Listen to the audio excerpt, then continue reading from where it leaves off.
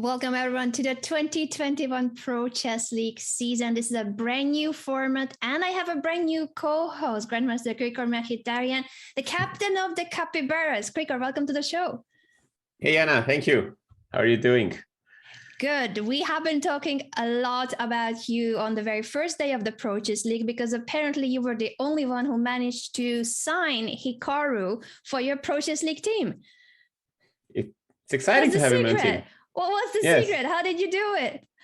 It's a secret. It's a secret. I see. It's such a secret that there's not even a little clue. I see. Well, what's not a secret is the format, though. We have changed the format for this year's Pro Chess League, and we have the teams divided into 4 groups. Every group is 4 teams. Today, we're going to see Group D, the final group, competing against each other, with every squad having up to 9 players on the roster, and the top 6 of them will count for each team. Krikor knows this very well because his team already played, as we mentioned, on the first day of the Pro Chess League. It's going to be a 2-hour arena with 3-0. That is no increment. Did you find it difficult, Krikor, that there's no increment at all for the first 2 hours? It's much more exciting. It's so tense and dynamic, and we were watching the scores every single time, and it doesn't stop. You just play a game, and then you finish it, and you go to the next one. So it's very tense. You just take a quick look at the standings, but you just focus on the games. That's the way to go, definitely. I love it. As you said, it's very exciting, but for the players, it's 2 hours of non-stop blitz games. The first team, the highest scoring team, will advance immediately. The lowest scoring team unfortunately be eliminated. But the second and third team, they will need to play a knockout ladder match. And Krikor knows a lot about that too. I will bring that up later. But for now, a reminder that today, one of the biggest Pro Chess League champions will be competing. The Sandlois Archbishops have won 3 times. Out of 4 editions, 3 times, and today they are back again. Krikor, what are your thoughts on their chances? Can they win it for the 4th time with this field? Fabiano Caruana, Wesley So, Lenient, Dominguez, Jeffrey Zhong, all of them 2,700 grandmasters and above.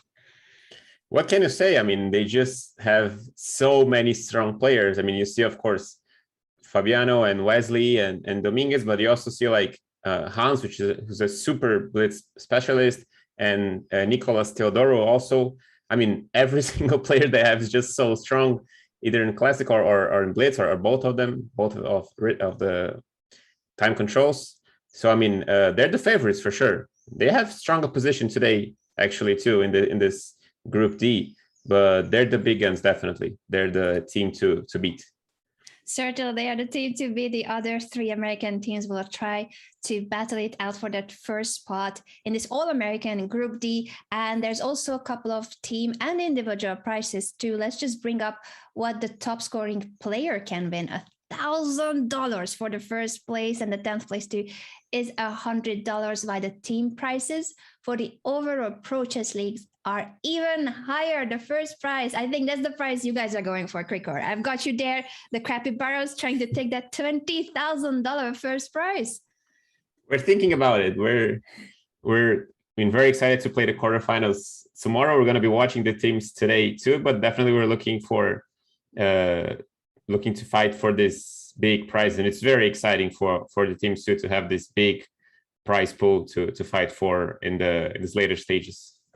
It certainly is very exciting, a lot at stake, and the quarterfinals will begin already tomorrow. So today we're going to figure out who are the last 2 teams that will qualify to the quarterfinals, and then the field will be complete. Quick reminder that every Saturday we have the Speed Chess Grand Prix underway already, with some of the top titled chess players in the world battling it out for weekly prizes, and also a potential qualification to the Speed Chess Championship main event. You can catch all the action live from 10 a.m. Pacific every Saturday on Chess TV or here on twitch.tv/chess.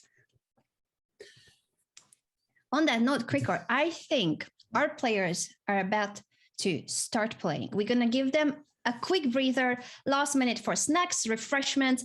They are already on a Zoom call with us, so we're going to bring them on with their face cams too very soon. And we don't want you to go anywhere because 2 hours of blitz action is about to start with the world number 2, Fabiano Caruana, in the field. You'll want to see this.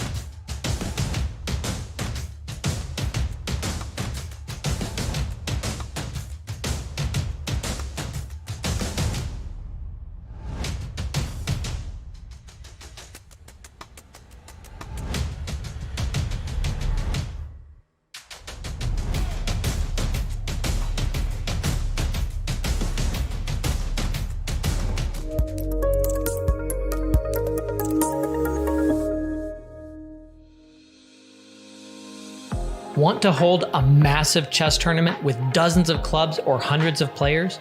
Or maybe a small chess tournament with local but competitive clubs? With Club Arenas, you can. Club Arenas allow for tournaments of any size with any number of clubs and players. Customize the arena with any time control, with standard chess or mini chess variants, and with any starting position you want. Club Arenas are the most flexible tournament format on Chess.com. Try one out today. Coming this October, the FIDE Chess Grand Swiss will take place this time not at the Isle of Man, but in Riga, Latvia, with 2 spots available for the 2022 Candidates Tournament and 1 spot for the Women's Candidates Tournament, as well as a prize fund of $550,000. Krikor, that is a gigantic number. Will you be there? I won't be there this time. On the spot. Will you be there or will you be watching? Those are the 2 options. And you cannot miss this event. Definitely. Yeah, I played it a couple of times. I think you played it too, right? In Isle of Man. Yeah, I played once and then I was a commentator twice at the Isle of Man. Yeah, it's a great event. Great event. All the big players are there. But our event too today here, right now, right here is a huge one too. And we are about to see the first moves. Which players do you think we should follow at the start? There's the world number 2 in the field, but there are also other very strong grandmasters, of course. Definitely. Yeah, we have the games going. I think we have the games going on. We have Naroditsky playing against Wesley in the first game. Danya against Wesley. Danya Naroditsky was my co-host a few days ago, and we were talking about this, that on Monday he was going to play. He wasn't actually sure if it was the Pro Chess League, and then I said, wait, that's the same format you're talking about. So you are playing in the Pro Chess League. Yes, and then I think Wesley took a little bit for his first move, but he's there playing the Berlin variation of the Ruy Lopez, and he played the E4 variation now. Danya. A4. Danya is not going for the most simplified line. He wants to keep the game going. He has time advantage here, but still the beginning of the game, pretty starting position. Wise is a very solid player, and they look at their ratings: 31, 54, 31, 33. So are you saying Danya is slightly a favorite if we look at those massive ratings? He also is up on time. Exactly. Yeah, that's what the numbers say. Oh my. He goes for queen b3. He's hitting d5. And apparently it's not so easy to defend this pawn, actually. How do you defend this? That's the weird. knight doesn't have a good square to retreat to. The d6 knight is in the way of the queen. So Wesley plays bishop to g6. But if that is traded and then Danya takes on d5, this is looking great. Free stuff. Great. We love free stuff, right? We love free stuff for Danya. He's crushing it. He's playing against the world number 6. Just ladies and gentlemen, so that you know, Grandmaster Wesley saw here with the black pieces, world number 6 by classical rating, and has a lovely cat. You see that as the profile picture. But he's down a pawn. He's down a pawn. And he's so strong in rapid and blitz format too, Wesley. So he is. Well, Danya is having a good start here. Let's see. 94. His queen is a little bit awkward here, but of course there's no way to win this queen. It just goes back to b3. f7 is a kind of a problem too for Wesley. Maybe he just takes everything on d6. Just take everything, simplify maybe. Mm-hmm. And black will need to hold on to the defense of the f7 square, so can't just take with whatever piece he wants. Knight c5 was played instead, queen c6, guarding the pawn. This is a great position for Danya, up a pawn and up on the clock as well. 95, rook e5. Oh, that doesn't work. I take with a pawn. Yeah, he played it. Oh, it's not good. Wait, it's not good. Rook e5, but then I take. must be rook e5 and then. Oh, knight h4.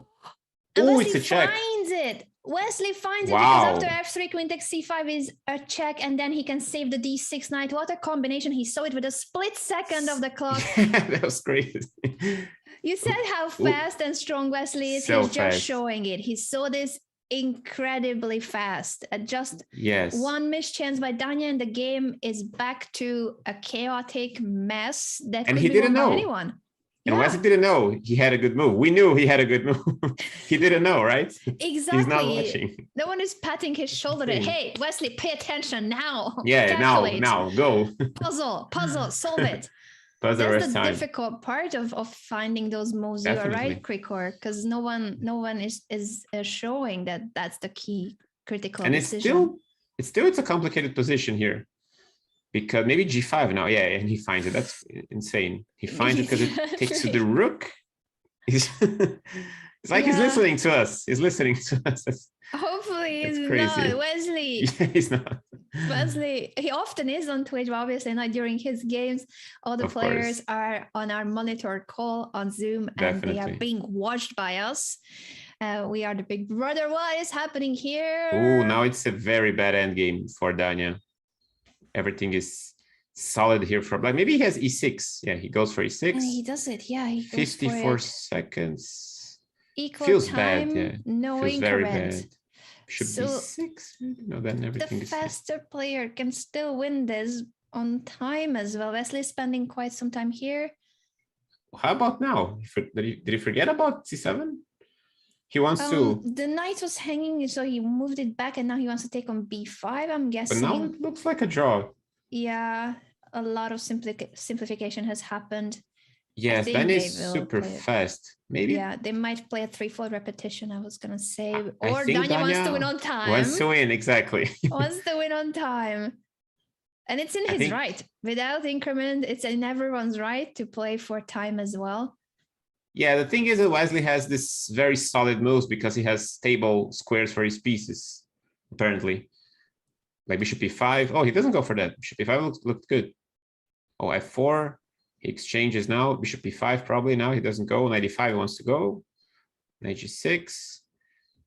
Can Dania win this maybe on time? He is really trying it with the checks. The pre-moves are also taken away from Wesley. He's going for the knight back and forth, but the pawn has been dropped since. Knight g6, knight e7 pre-move. He has some pre-moves here. Maybe it's a draw now. Okay, maybe it's a draw. Yeah, it's a draw.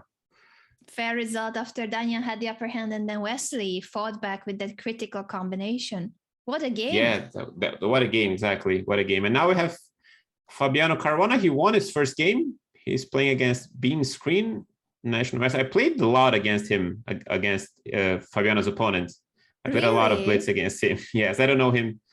I was gonna say that Beam Screen, according to my player list, is the lowest rated player in the field, lowest rated by actual FIDE rating. So we can see the Chess.com rating, very impressive, but classical rating is 2134, National Master, Zachary Tenenbaum from the New York Marshals team. And cool. I think he's one of the few players that have no title. Like National Master. I mean, I don't mean. I see.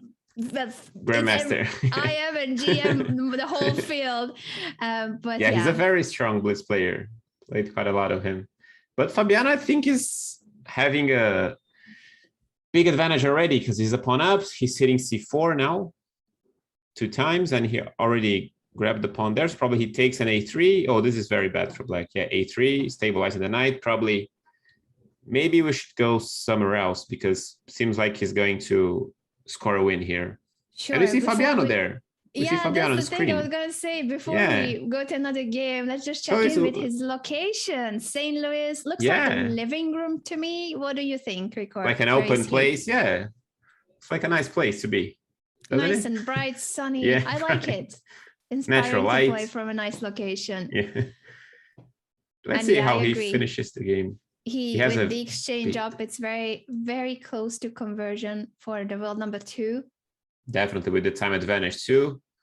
He has an extra minute on the clock. Now maybe rook c2. The bishop is almost trapped there. Rook a6, very solid move. Yeah, now he exchanges the rooks. And maybe you will see resignation here from black because this is a hopeless position. Even there's no increment yet. He just resigns there. As much as it is to play against the world number 2, I think Beam Screen knew that he had enough. We have 2 big blitz players here too. We see Jeffrey Xiong against Georg Meyer, but probably it's going to be a draw.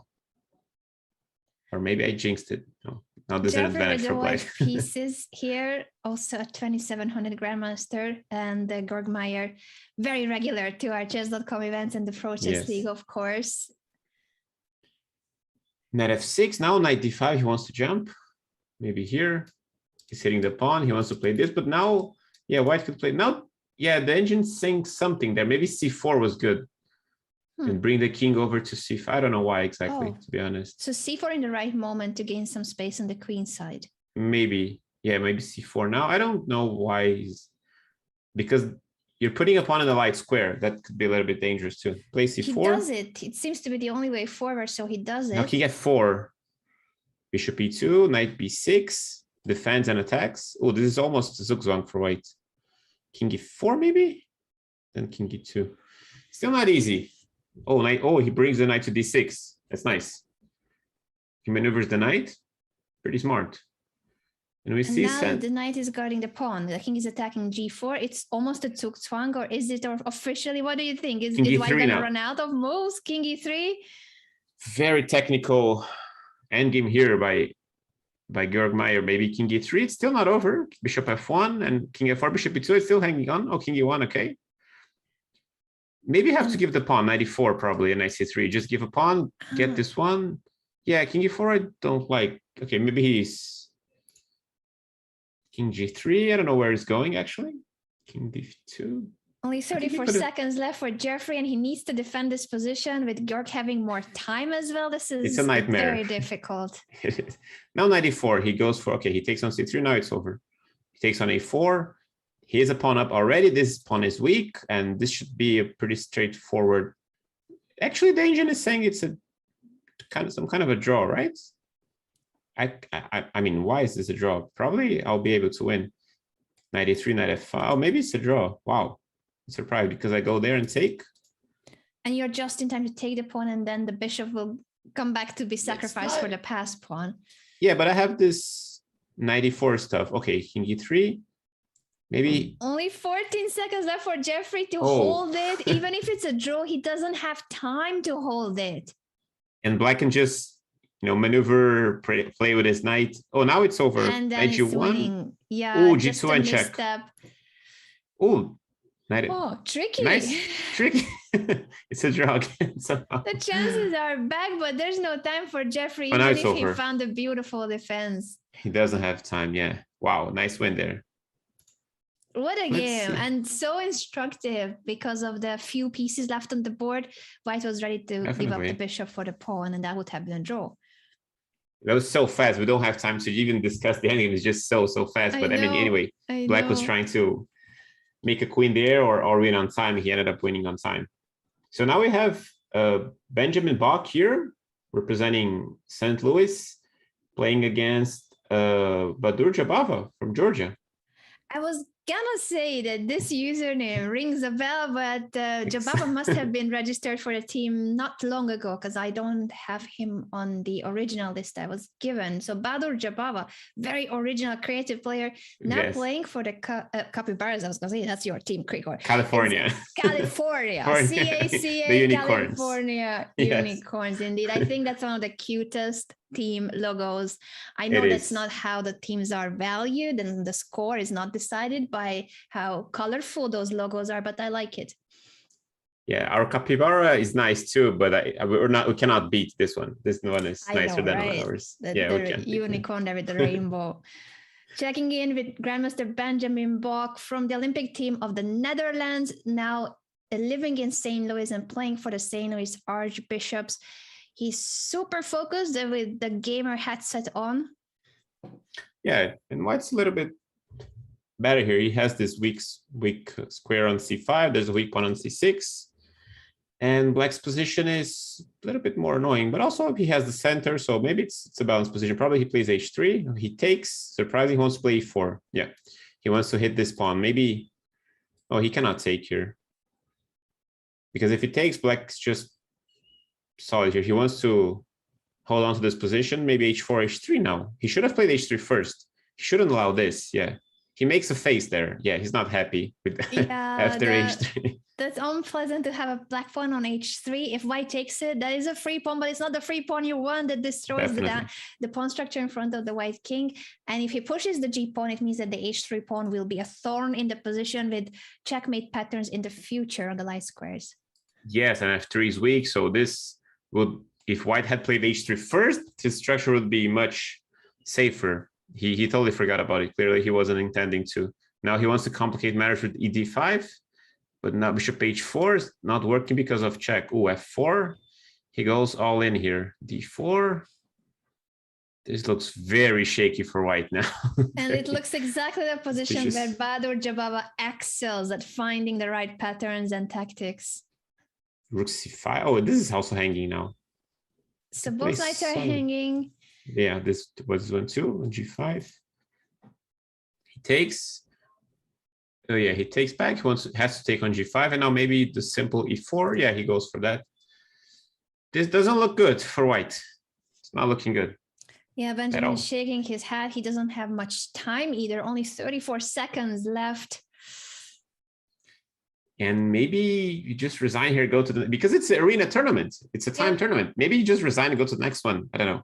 I think he will be considering it. That's what we mentioned at the previous broadcast too, that because it's an arena and you want to get in more and more games. So if you're already lost, you probably will resign soon-ish because you don't want to be wasting time if you don't have a chance to save it. Yeah, I mean, he's not losing material now, but it's just his position is collapsing. You know, yeah, queen d4 now just spinning. Okay, check first. Maybe it's even stronger. Queen d2. Now it's over. Yeah. He loses through a great win. Resigns. That was an important point for the unicorns, who are now on 21 points. Interestingly enough, it's not St. Louis that is leading at the moment, but the Chicago win. Yeah, let's see. Yeah, this is Andrew Tang playing for Chicago. He's leading the tournament together with Fabiano Caruana and Shama. I don't see his full name here. Another player from Chicago. Already a win for Andrew. Wow, that was fast.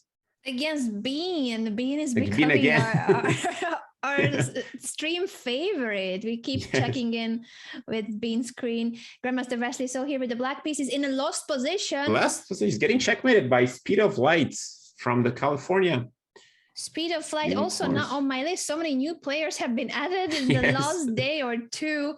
I'm just gonna need to check in with our team if they can confirm the identity of Speed of Light, who recently registered for the Unicorns and is crushing it. He's beating the world number 6, Wesley So. There's so many attacking ideas here. Rook h4 check is coming, then queen e6. That's a mate threat right away. Engine is saying 6 points for, I don't even know how it's only 6 points. Maybe you have to give the queen away, or maybe he has a defensive idea. Maybe queen d5, okay, queen d7, because you're stopping rook h4 and queen e6. And we're being told that Speed of Flight is not a secret grandmaster, but it's an international master, Andrew Hong, international master, playing on the team of the Unicorns, and now checkmating Wesley So. It's checkmate or winning the queen or the rook. It's completely winning. That's it. Checkmate or you win a rook, exactly. King d8, queen f8 has to resign. Is he going to fight? Probably not, right? It's just hopeless here. Yeah, you got to resign. Wow, great win here for Andrew. Incredible. Wasn't upset. International master beating one of the strongest grandmasters in the world.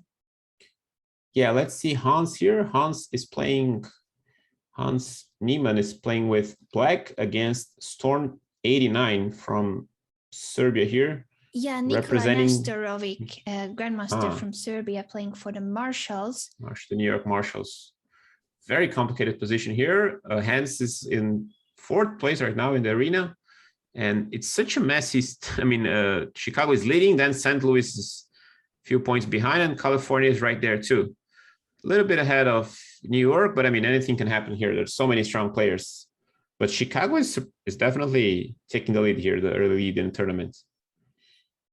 This is impressive. I didn't realize that the Chicago win will take the start by a storm, literally a 10-point lead, and we already we have seen only the first 18 minutes of the arena. Yeah, and we're being told that Andrew Hong recently got his last GM norm. So he's getting his GM title. Oh. We're being told in chat. So that's impressive. And scoring a great win. Apparently a very strong blitz player as well. We are Helping his team learning here. his name for sure. Both the Chess.com username and his actual name. What a game, and what an achievement for Andrew. Thank you so much to our viewers for all the additional information. Thank you so much for tuning in for the final group stage. This is Group D of the Pro Chess League, and tomorrow the quarterfinals begin.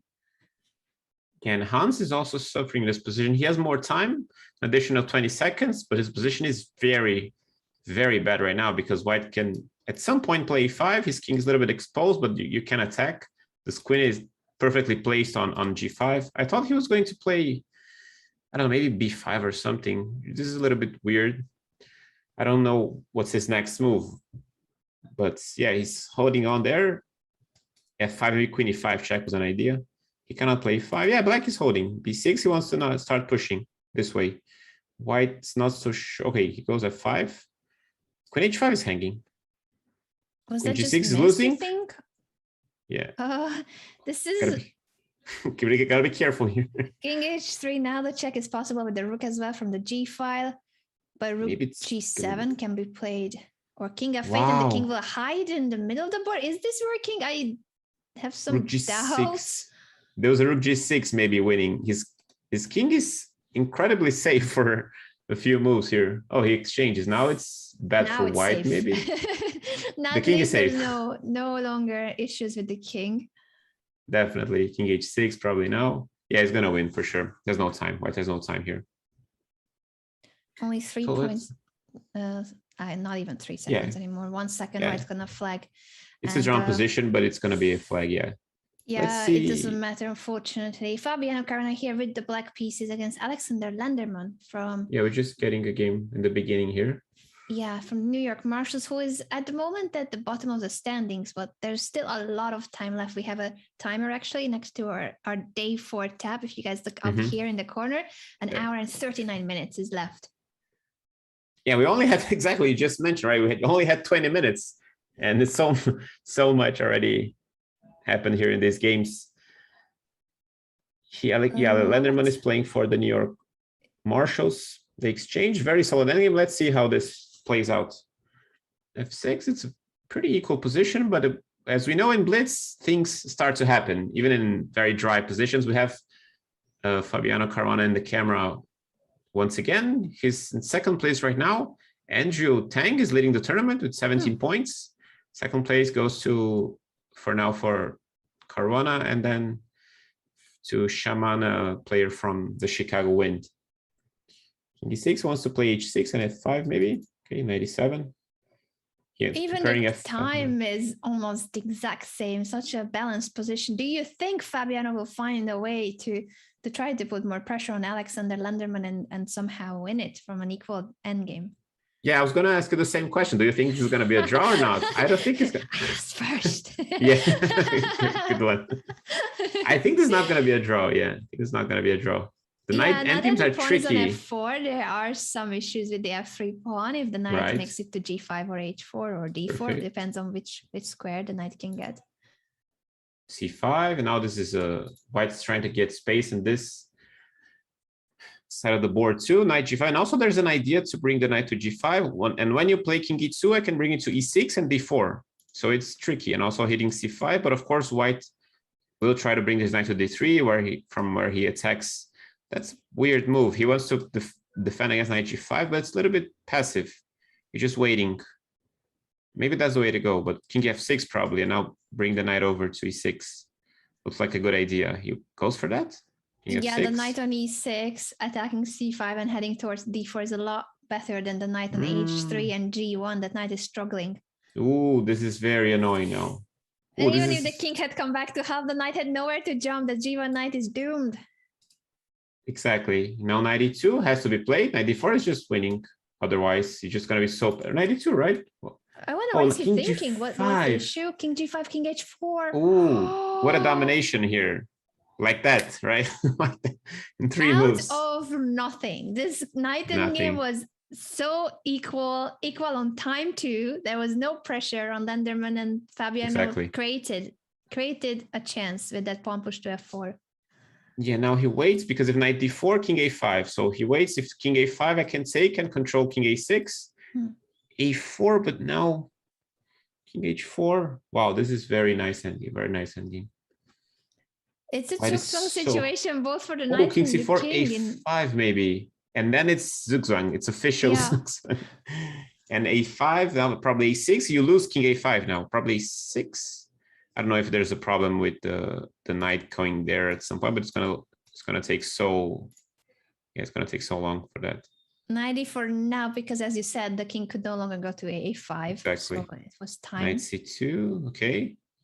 And now where's this knight heading to? Actually, I don't see the point of this move. Yeah, okay, he goes to e3. A little bit of an awkward square, to be honest. Oh, king knight f1. Okay, there's a clear idea here. Now knight f1 probably. Maybe he'll try to bring the king over, and now the knight is somewhat trapped in a way. Yeah, Alex is defending. He's trying his best here. But can he do it with only 41 seconds left on the clock? I would say that he can't. Oh, now everything is hanging. Yeah, knight b4. Yeah, wow. He's probably going to see resignation here. Great endgame. Great endgame. Great endgame indeed. Our production team has just pointed out that Grandmaster Benjamin Bach has changed looks. It's because our name card was saying that Fabiano was Benjamin. They are on the same team, so it goes to the same place. Fine. The score goes to the same place. Exactly. And they're ahead now. Sandlois, yeah. Sandlois in first place now. Sandlois is in the first place. You are right. They were trailing with about a 10-point distance. But a reminder that our scoring system is different. A draw is 1 point and the win is 2 points. And also it's important to notice that the top 6 players of each team are scoring. So there are 9 players from each team, and only the top 6 of them are adding points to their team. So now we see Alexander Bortnick playing for the California Unicorns against Nico Teodoro from the Sandlois Archbishops. It's a very messy. Oh, 94. There's a pawn hanging apparently. Nice tactic. The e2 knight is an undefended piece. Yeah, Nico is apparently in 4th place. Yeah, he's in 12 points, 4th place right now. He has been playing for the Sandlois Archbishops already for many seasons of the Pro Chess League. I think the first time I saw him on the Sandlois team, he wasn't even a Grandmaster yet. He has been on the team for so long. Yeah, actually, I think he's still International Master somehow, even though he's almost 2,600 FIDE Classic. I don't know about his norms, but last time I checked on FIDE, he was an International Master. We gave him the GM title already in advance. No, it's an IM here. Yeah, and on his name card, the GMs, I think he has the norms. Maybe he's missing on the rating or the other way around.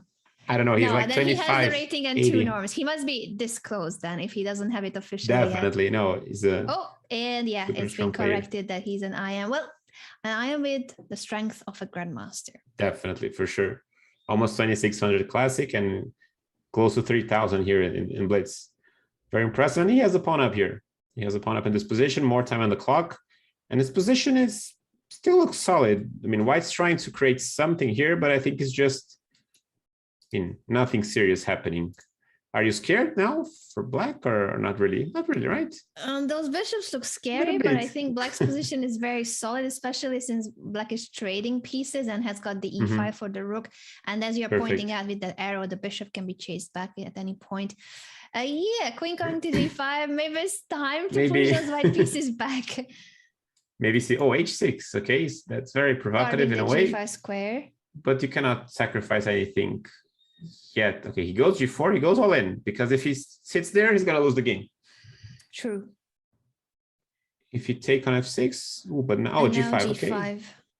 But now the counter play is gonna be massive for Black whenever Black has the chance to attack, because White's king is completely open here now, and Black has the 2 bishops, but White has the initiative for now, so maybe he has to be careful. Knight d5, he wants to go to f4. Yeah, he already goes there. Knight e2 is a big threat. Forking the king and the queen. Goes back, and now g6, solid. Oh, he wants to take with the bishop. Probably just take. Yeah, there's nothing. Yeah, black is just completely winning here. King G8 looks safe. He's Looks thinking safe. whether there was any danger with the king placement, bishop to C4. b3, and now c4 shutting the Bishop diagonal B7. down. Oh, this is... And that is the white king that is in danger. lucky one. Getting checkmated, almost. Knight f1 had to be played. Queen E7 or bishop C5, every single piece. This is not mate. I was Queen looking for a G3. second that... Oh, Queen G3, that's a mate.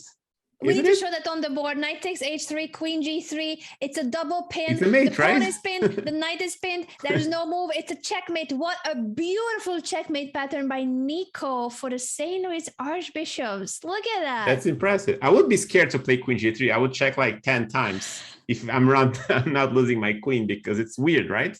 But it's mate. Small Mate. difference between a Botas Gambit and checkmate in one. This is a legit winning move. What a pattern. Puzzle rush. Definitely. Let's see Andrew Tang, the leader of the tournament. It's 21 points here. So Andrew is the top scorer for the Chicago Wind, and Nico is one of the top scorers of the St. Louis team that is already on 81 points. Now sailing away, St. Louis, the defending champions. Yeah, he has 15 points. He's 17 points ahead of Chicago right now. There's some repetition happening here. Maybe we'll see a draw here. Yeah, Andrew won his 6 games in a row here, so he has the extra. Yeah, he takes on c5, queen d7. He wants to play on here, doesn't want to draw. But he has a pawn up, actually. White has a strong knight, but he's a pawn up. Rook e8, and now he wants to infiltrate here, play queen e1 at some point. I'm always amazed by all these grandmasters and titled players, strong chess players, by what username they go for. But I think this so far is the most surprising to me. A stupid 11. 11, yes, it is. Pieces.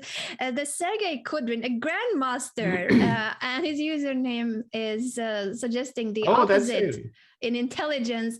But yeah, he's not doing so well in this game, but I think it might be just... Oh, Sergei Kudrin is very second. Queen e5. He's saving it. Queen e5, but he's gonna lose on time. Yeah, somehow queen h4. Just go back. Oh, then it's a draw. I mean, I win the queen, but I have perpetual. It's a draw. The white it's has not no a draw. time. Even if he manages to save the position, Just give he's the only queen. on Yeah. a second left. Yes. Andrew Tang is winning again. That's Penguin GM. I love how Andrew, no matter what happens, he just looks the same. Whether he's winning or losing, it's the same facial expression. He's killing it. He's leading our tournament. He's winning game after game, and yet there's no change in the facial expression.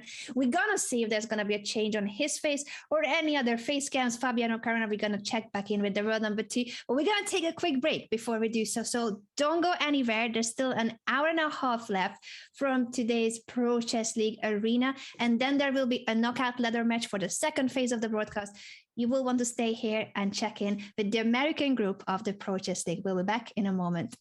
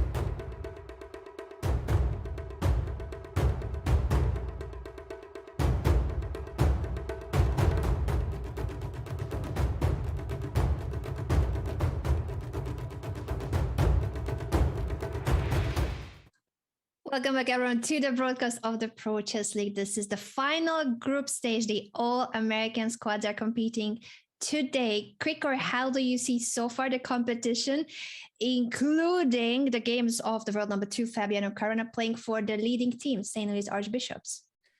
They're ahead right now, but Chicago is putting up a great fight, and it's not clear who's going to take this group. And the first place gets the spot in the quarterfinals, and the second place has to fight against the third place. So it's a big difference between first and second, because second you go to a different ladder tiebreak match, and anything can happen. So you really want to get first place here. Really want to get first place, and they're trying, but Chicago is not letting it go, definitely. Chicago is trying. They have just scored another 2 points. A reminder that every win counts as 2 points. A draw is 1 point in our arena format. And there's still an hour and 23 minutes left. We have the timer in the top right corner. And that's a lot of blitz. It's 3 minutes, no increment. And the players will be constantly playing game after game. Here with the white pieces, we've got one of the top GMs of the Archbishops, Sebastian Lenient Dominguez, with an exchange up, but Black is holding his own with the knight on h5 so far. Exactly, and that's the situation. I mean, do you want to play? Of course, you end up playing because you're an exchange up. But if you play like 120 moves, is it worth it to go after the win? I think you play at the end, but it could be a long end game. Yeah, I mean, it would be very long to win it on the board. I think, what also gives him a lot of winning chances is the time situation. Now it's time. Yeah, this has a big difference on time. Rook c3 he's going to defend. He can shuffle with the rooks. And yeah, this looks like it's going to be a win for white, but mostly on time. Probably it's an equal position. It's white cannot win here by the end game if it weren't by the clock. Definitely. Yeah, he's gonna flag his opponent right now unless he gets forked. Okay, now it's over. That's another 2 points for the St. Louis Archbishops. And because the time control has no increment, we will see the situation often that even if the position is too difficult to convert, time will be a decisive factor, and flagging skills do matter here. Definitely on 3-0. And we have here Dania playing against Jeffrey. Very complicated position. Winning? Wait, I thought he was winning earlier, and now it's no longer winning? No, it's no longer. I have no idea. Everything is hanging. The knight is hanging. The rook is hanging. The bishop is hanging. And rook g8, somehow black is fine here. If take, rook takes, and there's so many threats here against his king. Even though I have a pawn on f7, I have an extra piece. But I have deadly threats here, like knight h3 is just winning everything. And f7, I can just take it back. Yeah. Rook f6, he takes the pawn, he threatens this knight. I mean, queen 2 maybe, then knight h3. I don't know what's going on here. Oh my, suddenly the tables are turning, and it almost feels like it's the white king that needs to escape. King h6, and it's still equal. 2 pieces down because everything is hanging once again. Now white's pieces are hanging. The rook on g5. The knight on f1. Need to retreat, or how do you defend it to not get checkmated now from white's perspective? Probably check. Yeah, I have to give a check, and he's able to exchange now. But still better for black. 2 pieces for the rook, but only 25 seconds left for Dania. And we're checking in with Jeffrey here, also streaming and playing from St. Louis. 92, king f4. We have Jeffrey there on camera with the black pieces trying to win this endgame. Dania has 20 seconds. King e4 probably now because I'm taking d4. Okay. Oh, he blundered his knight. Maybe he pre-moved. He resigns. Must have been a pre-move. Jeffrey himself was really surprised what happened there. I think even without blundering, possibly with the time difference, Dania was in trouble. Definitely, yes. Let's see what Wesley's up to. Wesley just started. Oh, nice game. Wesley against Dania again. It's so difficult. You've just lost a game where you were winning, so it's still in the back of your mind that you ruined it. And now Dania with the black pieces has to defend against one of the strongest grandmasters. There's no, exactly. There's no time to breathe here. Just finish a game, you go to the next one. You have to give your full concentration there, 100%. Try to play your best. Let's see how this goes. So Wesley's playing. Wesley's in the 3rd place right now. Dania is doing great too, 6th place. We have Wesley on camera there, presenting the St. Louis Archbishops. It's a standard position here. on the neither. Usually slightly better for white. I'd say the bishop is slightly weak there on e7. Black is fine, so he has his play on the c file. This is not bad for black, but it's slightly better for white. Knight c2 is an idea coming to b4. He goes active here, f5, probably f3. Is that weakening too much? Probably not. Could play f3, could play knight c2. Yeah, he plays f3, wants to bring the bishop to f2 now, and then maneuver his knight to these squares. Makes perfect sense, the maneuver you pointed at, and exchange that strong knight of black, the c4 knight. Yeah, maybe I'll play b3 at the right moment. There are some weak squares here, but usually it's easier to play for white, I'd say. The computer says it's just slightly better for white, but I'll be very happy. Oh, I cannot play knight e3 now because the rook is hanging. And knight c2, the pawn is hanging, so gotta be a little bit careful here. How to improve my knight to a better square. I guess that's what Wesley will be considering. He now plays b3. Now he's gonna take probably and maneuver his knight. Knight d3, knight f2. Yeah, now he wants to bring over the knight to e4, and that's beautifully placed knight on e4, just blockading everything, guarding his c3 square, the weak pawn. Still not possible because c3 is hanging. So rook c1. Oh, now he's hitting queen c6 maybe? Isn't this rook? Okay, queen d9. Knight b4 a bit possible. It's very messy. Rook h6 was played in the end to try to attack on the h file later on. The queen is coming to the king side too. It's coming, queen e4. Positionally looks good for white, but apparently, okay, he probably missed rook h4 because he would never play queen e4 in that case. This is almost hanging, bc4 now, because you cannot take with the rook. Queen h5, he goes after white's king. You gotta play, oh, he played g3. Is that possible? It is, because he's hitting the rook. The rook doesn't have many squares. What will Danya do here? d4 is bad. I just take an f4. That's much better for white. You gotta go rook h3. This is so bad for black, I'd say. Yeah, that rook unfortunately doesn't have many options, and it also feels like on h3 it can get into trouble. Luckily, there's always pressure on h2, so there's no such move as knight. He gives up the rook for this check, but is that working? What's the follow-up? Well, okay, I can have two moves here. Yeah, rook g2 or king. Oh, this is losing apparently. It's losing because maybe rook f6. I don't know. And then you played it, threatening rook h6 and also queen f1. Oh, and king g1, queen f1. Right, good catch. Yeah. So this is winning now for black apparently. Wow. 91 is gonna. Daniel with the upset result here. So tricky. He still needs to be precise because that knight is heading toward h3. Bishop b3, that's too slow probably. Rook h6, then knight h3, queen g4. That feels something's gonna. Okay, it just takes. Okay, now this is much better for black, but still white's fighting. Rook d6, e4 probably. Yeah, e4, e3. Now this is probably e3. Still not so simple. The rook goes to e6. Position for black, but not much time. I was gonna add quick or only 30 seconds. I forgot about time. It's 25 seconds. E3, rook e6. So then queen g4, right? No, then knight g5. I don't know. That's a knight g5, yeah. Was it king h2 probably? Just running away from the pin and then rook e6. But isn't this winning? Then knight g5, yeah. King f7. He brings the kings over. Bring the king over. 25 seconds left for Danya, and all the pressure is on Wesley now. Where to place that rook? Rook e5, I guess. Every single move is just so. Oh, knight g1, nice move. There's no check. The rook is guarding there the check, and now this pawn is almost hanging. Oh, pawn is hanging. That was brilliant defense by Wesley. Wow, now the pawn is gone. Now white's breathing, and he has 30, an additional, now 30-second there. Bishop b3, hitting the rook.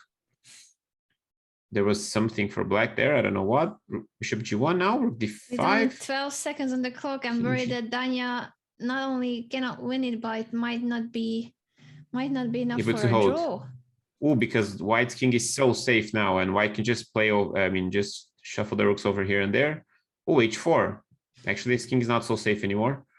Still equal according to the engines, but I think we're gonna see a flag here. Oh, that's mate. That's mate. That's mate in one. Danya Caruana stepped into mate in one, but to be fair, he had no time. I think he was going to lose on time, even if he goes the other way. Yeah, King G6 had a play. Yeah, let's see. What Fabiano is up to. He's playing against Storm 89 from the New York Marshals here. Just started the game here. And Andrew's still leading the tournament. 33 points, helping his team, the Chicago win, try to catch up with the St. Louis. They're still 17 points behind. Yeah. And apparently California is going to be sitting there in third place. There's a bit, of course, there's like an hour and 13 minutes still left, but already a 30-point difference between Chicago and California. So things are looking like we're going to see a fight between St. Louis and Chicago for first place, apparently.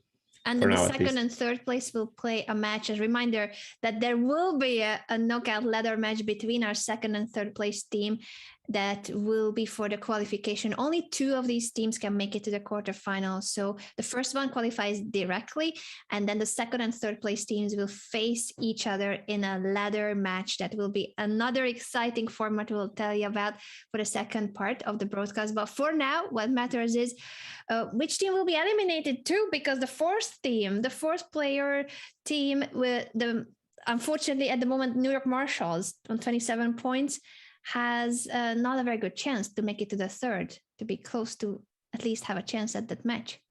Yeah, they have to score. They're like almost like 50 points, I think, behind already third place. So it's very difficult task for them. I mean, there are 9 players fighting, top 6 players scoring. So we're seeing like a big difference already from between third and fourth place. And the ladder, the tiebreak, only 4 players play. So it could be very different, and anything can happen in the second part of the event today. So let's see. So Fabiano is pressing here against Storm 89. Yes, that's Nesterovic, indeed, from the team of New York Marshals. So New York Marshals is the team that's so far not doing very well, but with an hour and 12 minutes to go, there's still time. There's still time to catch up. There's still time, definitely. Yeah, CD6. This is looks like hopeless position already for Black, because I want to play. Okay, the knight is already attacked. Oh, 96, maybe just play simple. 96 or D7. Oh, that's over. Yeah, he played a pre-move there, but didn't make a difference. Position was hopeless anyway. So maybe we'll go and watch so many good players here. Let's see, Hans playing as Meyer. I think yeah.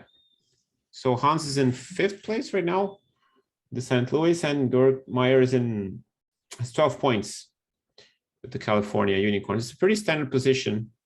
White's trying to play his minority attack here, a4, b4, b5, and Black tries to attack on the king side, like Queen G6, maybe prepare G5 at some point. I don't know if that's possible. Is that why White played Rook H1, worried about G5, H4, or what's that Rook doing? It's a prophylactic move. Yeah, you just don't want to deal with G5. Now probably he's going to play B4, and White has a long-term plan here to just hit this pawn, and Black has to create something, I think, on the other side of the board. Otherwise, it becomes a little bit annoying. He has a time advantage for now, and we see still 14, pretty close, 14-point lead here between St. Louis and Chicago. B6. Now, big advantage for White. Maybe just Rook C1. Oh, it just wins C6. Of course, B4 hangs, but then everything is just so weak. Perfect structure here for White. Hans is playing well this game here. Playing very well, has a bit less time, but the position doesn't seem to be that difficult. He has a minute versus a minute and a half. Okay, Queen D7 maybe? Kind of a typical lazy move, just Queen D7, just attack here and there. Apparently was not good. Queen D7. Evaluation, but we're judging it, and it's yet such a logical move, as you mentioned, capturing now another pawn on D5. Rook F2 now, maybe. And Queen D2 will grab the rook on C1, so it's a pawn up. It's no longer a pawn up. Pawn up now if the White takes on B5, but it's Queen endgame. It feels like the White King's gonna get a million checks. Yeah, it's far from easy here.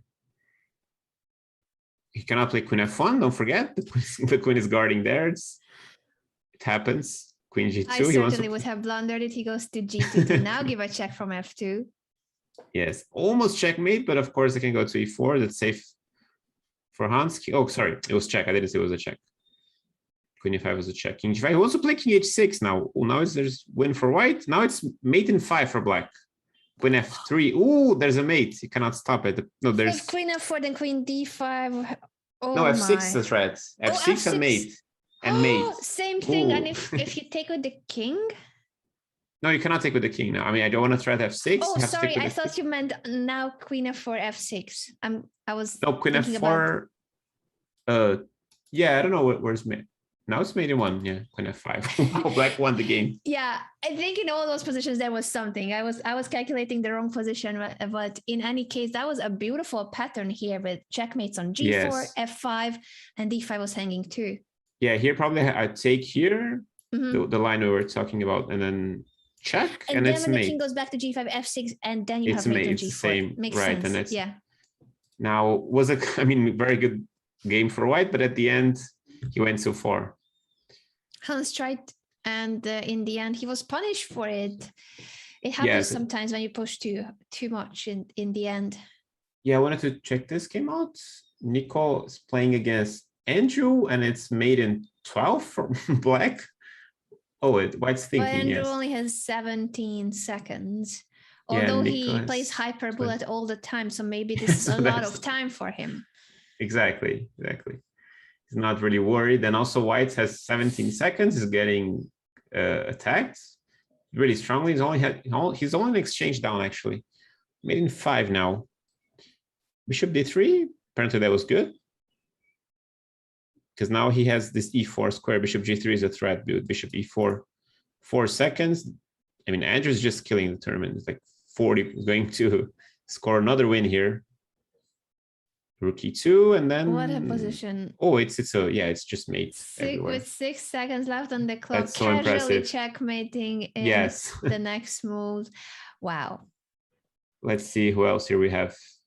Is Andrew on 100%, or has he dropped any points? I think. Let's see. I'm gonna check.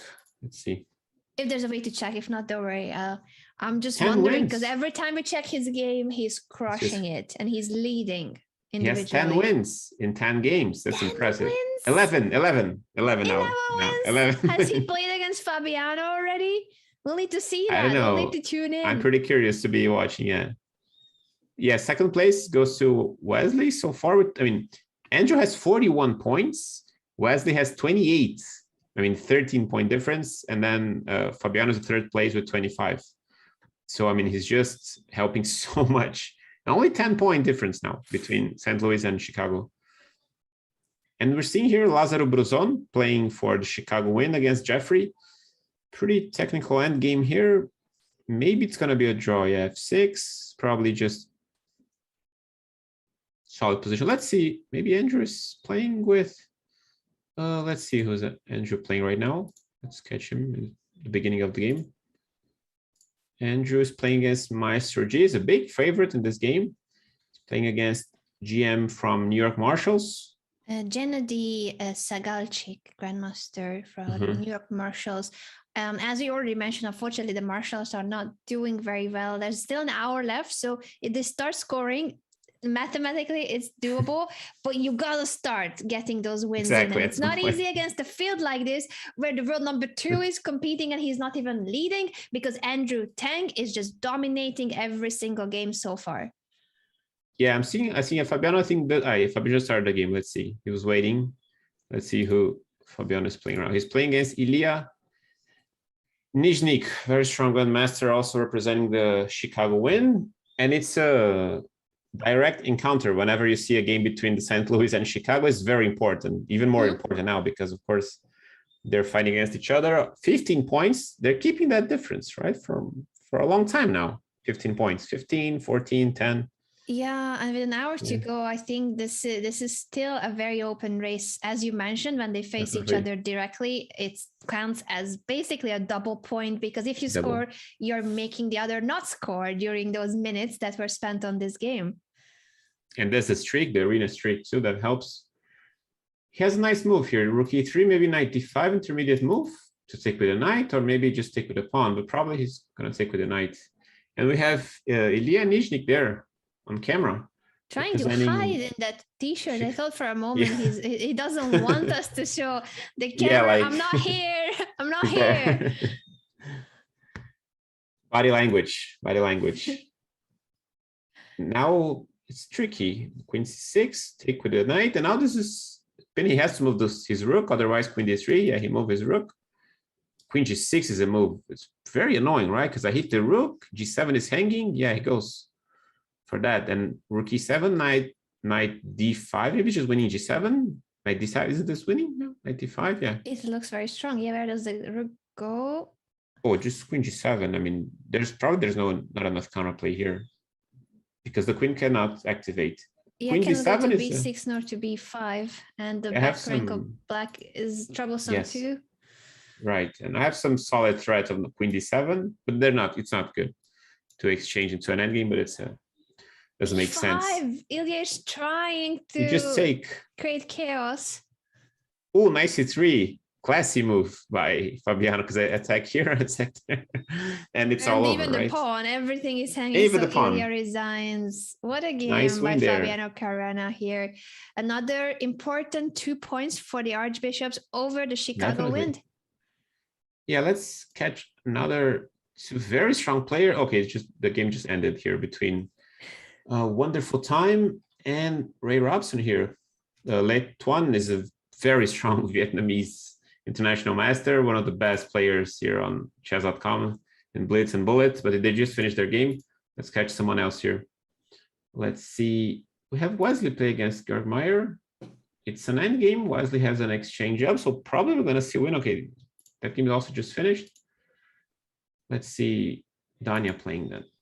Okay, then it just had, he's playing against Sergei Kudrin, right? Yes, Sergei Kudrin, that stupid 11. Yeah. Yeah, I lost against him in the Continental Championship like 12 years ago in Sao Paulo, 2009. I also played against him in an over-the-board tournament, and he crushed me. Obviously, he's a strong grandmaster, but with a username that says it the other way around. And his rating too on Chess.com is not that high, but it just feels like he doesn't play that much on Chess.com. Probably, yeah. Maybe he's not so used to Blitz, but very strong grandmaster, definitely.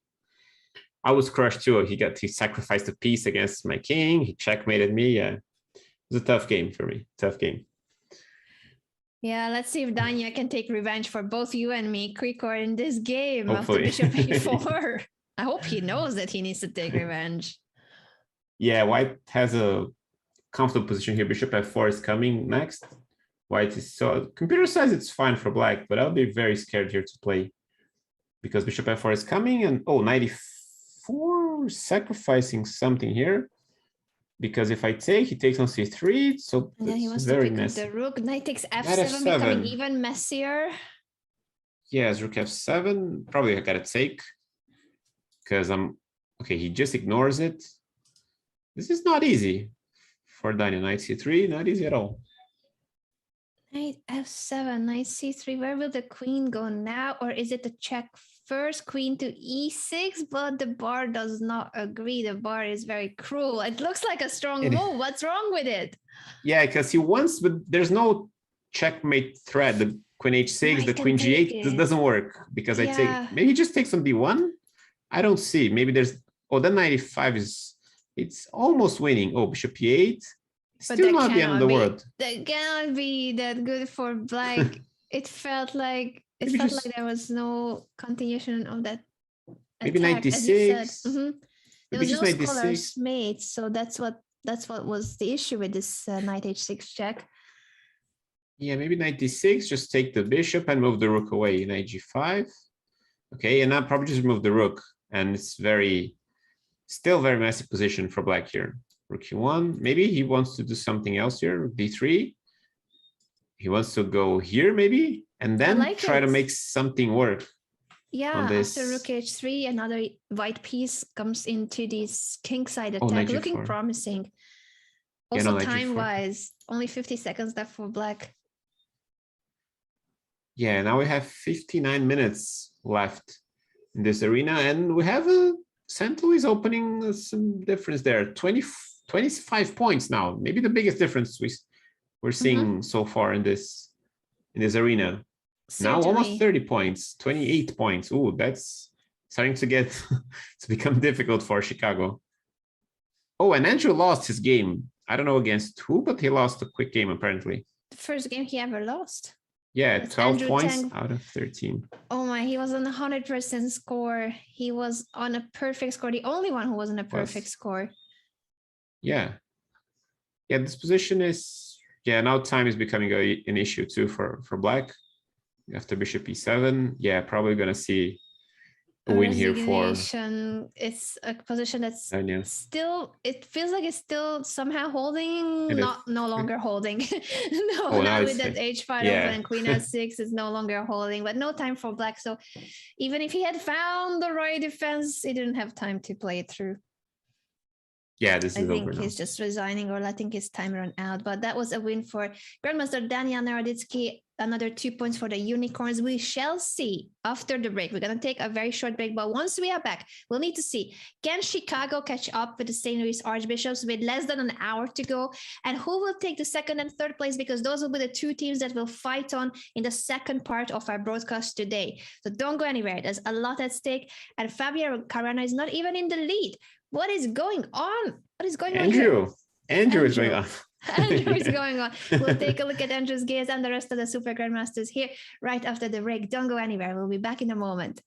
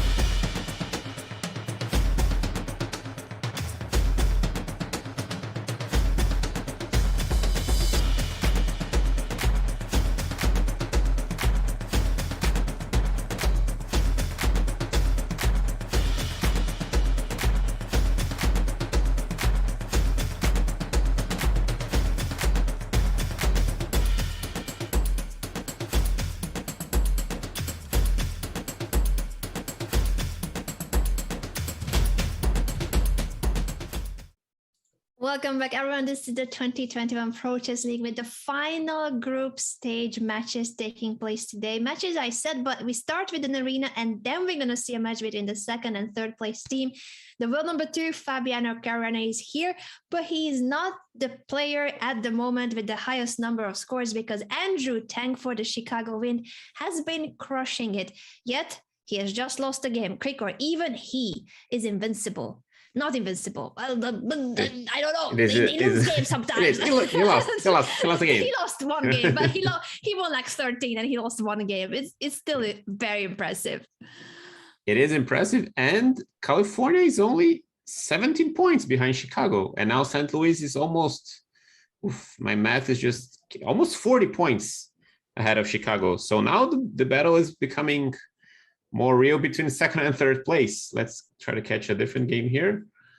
So Chicago and California, they're fighting actually now. St. Louis is ahead.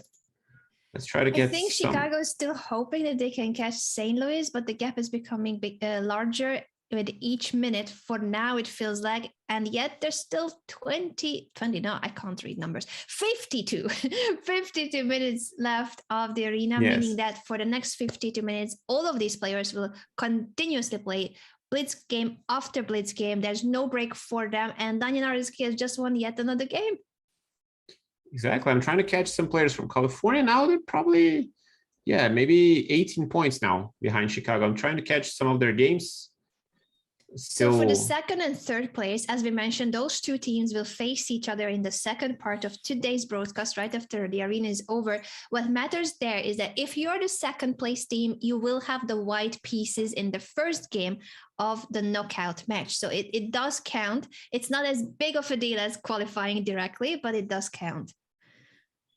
Definitely, yes. And now we see Andrew leading the tournament, playing against the fourth place, Nico from St. Louis. And Chicago has to be watching California right now. Has to be watching California, and it's a messy position here. Remember, because we have, of course, the team prize, they're going to play second and third place, which is kind of clear already who's going to be, according to the standings right now. But the situation, we see there's a different prize between second and third place, and also there's individual prizes. So they're playing for that too, as well. And also, I still think that because we have the scoring system different, it looks like the margins are huge, but it's actually 2 points per win. So mathematically, and with a good streak, it's still possible to even catch the St. Louis Archbishops. The issue is that their players are doing well. Fabiano and Wesley are number 2 and number 3 on the standings right now. Yes, Fabiano is only 7 points behind Andrew, and his teammate here, Nico, is trying to help Fabiano catch Andrew right now. It's a complicated position. He has more time on the clock. 30-second difference, which is quite a lot in a blitz game without increment. It is. It should be 7. A complex, dynamically balanced position where Black is now putting pressure on the d5 pawn. It looks like this is a good chance for Nico to stop the leader of the tournament. Penguin GM has been scoring win after win, but this could be one of the few games. Yeah, Grigor. Exactly. Yeah, remember, then also he made a draw. Also, he lost a game, and he also made a draw already. Because when you lose a game, you lose a streak. Not only mathematically it hurts, but it hurts your confidence a little bit because you're winning every single game, and then you think like you're invincible. No one's gonna beat me like ever again. Yeah. But it happens. So whenever you lose, you may, change that flow, and that really could hurt you. So you sacrifice the queen now? No. Oh, he didn't take the queen because F2 was hanging. We see Andrew on camera. Having 2 minor pieces and the rook for the queen, so he decides not to go for that line. I agree with you, Grigor, that it does hurt one's confidence, and it shows in the time management too, because then you start second guessing your ideas. It's no longer a split second that you spend per move, but a bit more than that. So it shows that now Penguin GM, who is still obviously the highest performing player, even he is not 100% as confident as he was at the very start. Yes, and as you already pointed out, Andrew is a big He's super talented chess player, and he also has a big talent for poker because he just doesn't move, during his game. He just doesn't move. He's so he poker doesn't face give away whether he perfect. has a good hand Nothing. or bad hand. Absolute poker Nothing. face. It's true. I never thought about it from that perspective. He would See, be an excellent poker player. Does he play poker? Definitely. I don't know. Maybe he should also. Brilliant chess player and specialist in faster time controls also, and he's doing an amazing tournament. He has a big advantage here. He found this queen a2 so fast to exchange queens. That was a nice move, good practical decision. And this is annoying for Nico now. Annoying, and he wants to score another win here. Maybe just move the bishop before, because there's a pin, so the queen cannot take anything here. This is fine, but of course he wants to take this knight on this bishop on c5. He takes on e4. He goes to this endgame, opposite colored bishops. So there's a chance, but it looks like it's a very annoying endgame. Yeah, there's still rooks in play. So bishop and the b6. pass pawns of white extremely strong, although now it's being attacked. Rook c8 maybe was. Try to exchange rooks, yes, absolutely, because the white rook is a lot stronger. And if only bishops remain on the board, it would be a lot more difficult to convert for white, if it's even possible. Opposite color bishops and games are tough.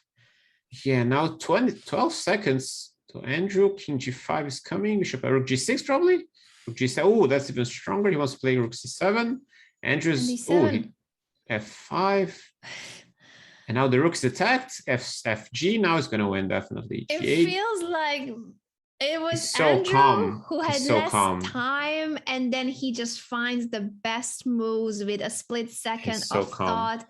It's impressive. He's so good at black chess that it doesn't matter that he's low on time. Exactly. That's impressive. So he scores another win, goes to first player to reach 50 points, and Fabiano scores another win, only 6 points behind. He's playing white here against Vassiv Durarbeli from Azerbaijan, representing Chicago. So Fabiano is right there, only 6 points behind. And you considering that Andrew just won a game, so Fabiano is also doing his thing here, scoring many points for Sandlois, and is also approaching the 50-point mark here. And a3 is hanging actually, but then queen c6, complicated position here, more time on the clock. He plays solid, he castles, maybe he takes, and b3, stabilizing the queen side. And then he'll way go to stop black's attack for now, to block with the knight on a4 and then strengthen it with b3. It looks like there could be a way to bust it if the knight can be attacked, but for now there was no piece. Knight to d5, trying to take on b4 with the knight. I think he's going to take either way. Yeah, knight d4 is going to take either way and play pawn. maybe b3. He doesn't have to yet because the h4 is better. It's fine. Not attacked. Good point. Yeah, h4 is much better. Now white has an easy play. I don't know if position is good. Engine is saying it's a balanced position, but I think white has easier moves now. Just play g4 if needed, or otherwise just h5. Rook a7. Okay, he wants to play g5. So king b1, putting your pieces on the light squares. Always a good advice. When your opponent has a dark squared bishop, just put all your pieces in light squares. All the pieces are there, so that's helpful, especially in blitz. And h5 is coming at some point here. White has an easy play. And a lot of time. Fabiano on 2.5 minutes versus a minute and a half of Durarbeli. This is now becoming a bigger issue. G4, H5, as you mentioned, going for the king side attack. Yeah, now he has to consider some sacrifice or just play solid. Rook d3 looks a little bit awkward, but maybe that's a move. That's a nice move because you're hitting f3 or rook h3. Okay, he's kind of forgetting about the center a little bit. Maybe d5 now to stop. Yeah, but d5, then you open the c file. So he has some questions now.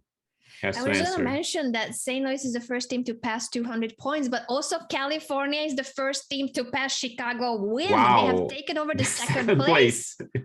Second place now. We have a new second place. And now maybe it's going to be the unicorns that will try to catch the Archbishops because there's still 44 minutes left. Yeah, and probably they have good streaks in their players. We're going to try to catch one of their players after this game, definitely. Wow. So he played d5. Black, I mean, computer likes black. Queen f4 now looks annoying. And suddenly white's attack is not getting there. And now white's position is a little bit unstable. Rook b8, rook b4 is coming. he's going all in here now. Fabiano, maybe just take on g5, and then queen g6. Still tricky, but probably just take on queen g6, or take in g6 also looks possible. G6, And then he might take on g5. maybe take. Yeah, it's a little scary, but white doesn't have that many pieces to attack. So I mean, you gotta do something against rook h1, e4. Okay, so what if I so after rook bishop h1, e5? bishop e5 to guard the AJ Nice. square. Perfect defensive idea, and also an active idea, because this bishop is also attacking, not only defending. He's doing both jobs here. Now he's thinking for the first time. Like, deep thing here for Fabiano is, well, still has some time advantage, but it's not that big anymore. And now black has the initiative in a way. Gotta be careful here. Queen e4. Am I blundering something? But just queen g5, yeah, probably. Big decision. He takes on e4, and I think it will be what you have mentioned quicker, that now the g5 pawn can be taken. Durability says, no, I want the queen trade. Oh, rook b4 is coming. Rook b4 is not that easy now. Suddenly, black has a slow but very strong counterplay. Impressive. Bishop e5 is coming. Time is equal, almost equal. 48 seconds. Trouble here for Fabiano, in a way. Trouble position and tougher to play. Also, rook d4. He used to have a minute of advantage, and now the time is even. Exactly. 42nd, bishop at rook c4. He's stopping rook b4, even though he loses b2. Oh, rook king c2. He doesn't take the bishop. Goes back. Rook h1, rook b3. The engine bar is going crazy. Knight c3 probably going back. Gotta bring this knight back somehow. It's such a misplaced piece in this moment. He's trying to go from the c5 square, which is a logical decision, but the king is vulnerable. It is. Knight d7 is mate here. Careful. 7 points for black now. I don't know why. Rook b5. The break is not with rook b5, not the right move. 18 seconds left for both players. And the king is kind of marching, escaping. If rook b3, oh, that's no, it's not mate. King c4, king b5. Oh, now the king is hiding.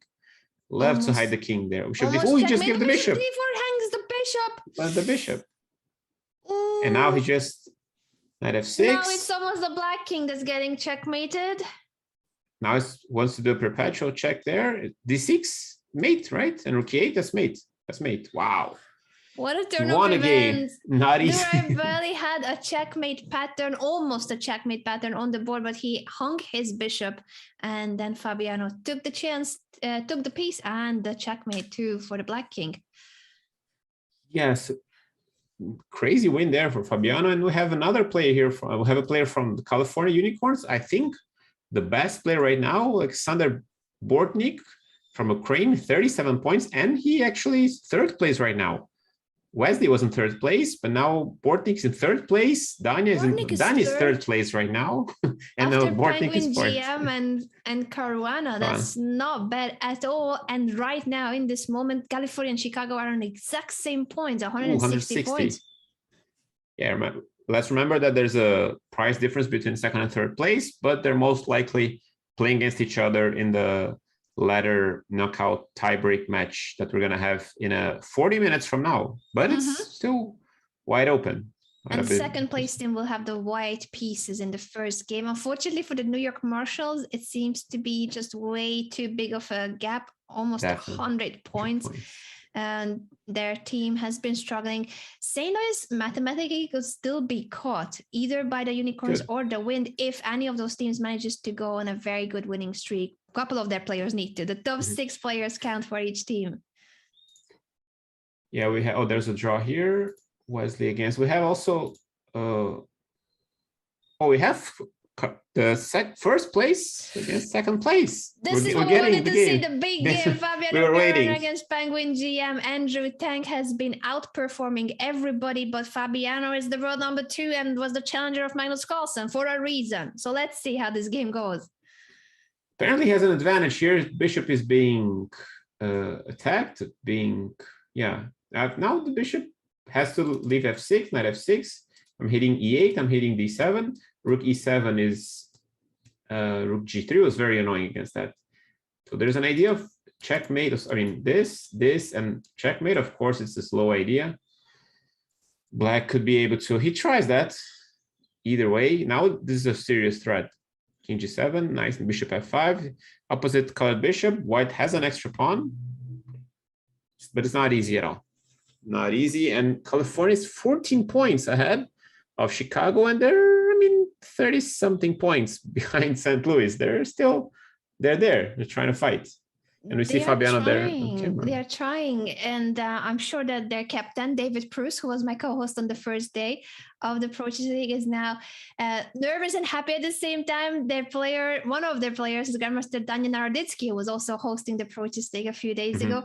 He is doing well. He has been performing very well so far, but with 38 minutes to go, there's still a lot of games left. And this endgame, maybe it's not the most exciting, but Fabiano has a lot more time. Can he flag the hyperbullet expert?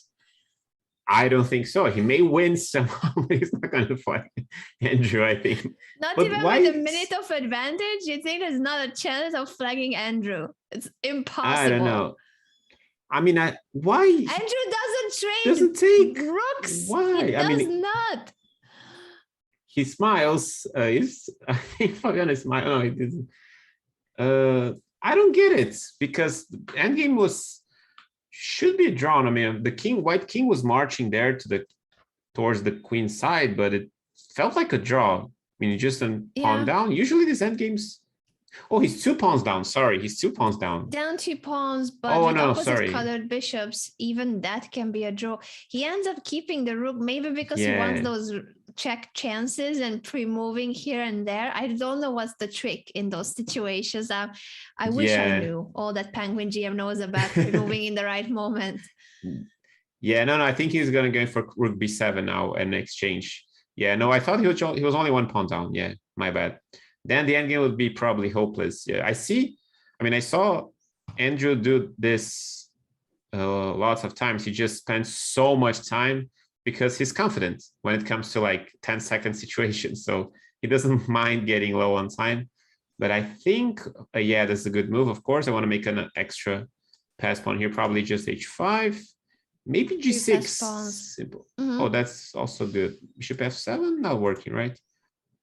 h7 and bishop maybe h7. Not yet, but Fabiano will be thinking, and he can just waste time, and by wasting time passing the ball on to. Indeed, Black was forced to move the king away from the h pawn for a moment, and now it's winning. Technique there. Great Very technique. instructive endgame by the world number 2 Fabiano Caruana, who is still behind Andrew on the standing. So Penguin GM still in the lead individually, but that was an important 2 points. Only 2 points behind, because he has a 9-win streak for Fabiano. He just won 9 games in a row. And Bortnick has 10 wins in a row. That's why California is doing so well. Wow. Bortnick is helping so much. Of course, Dani is scoring well also. And he's playing Wesley. Wesley was in 3rd place.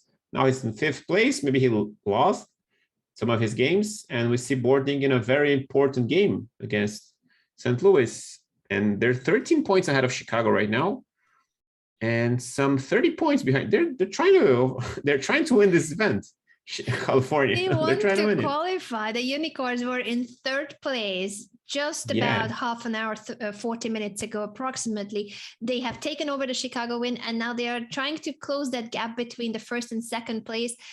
With this game counting as double, since if Bortnick manages to win, he's gonna not let Wesley score. This is extremely important for them to win this game. Yeah, he just had this. Let me just show again. He had this knight f5 trick.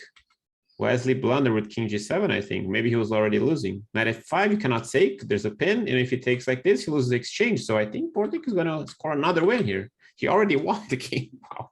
Wesley says, I'm not going to waste my time here because I'm in a lost position. That's 2 points for the Unicorns over the St. Louis Archbishops. Alexander Bortnick on a 10-game winning streak. That is an incredible performance.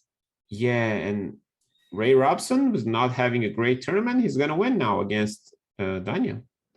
Yeah, so important when they are paired against each other. Dania did not manage to score here, but the previous game that we showed counted as double since it was St. Louis versus California Unicorns, a direct encounter. Yeah, we're seeing an interesting game here. We're seeing Lenient Dominguez against Lazado Bruzon here. Both players that played together for so long, representing Cuba. Now, I think Bruzon just won a game, actually. Yeah, he just won. Yeah, presenting St. Louis and also Chicago. I was curious to see this game. Former teammates, and I'm pretty sure we're still friends, even though they are now representing two different federations. Definitely. And now we see Benjamin Bach play against Benjamin Gledura from Hungary.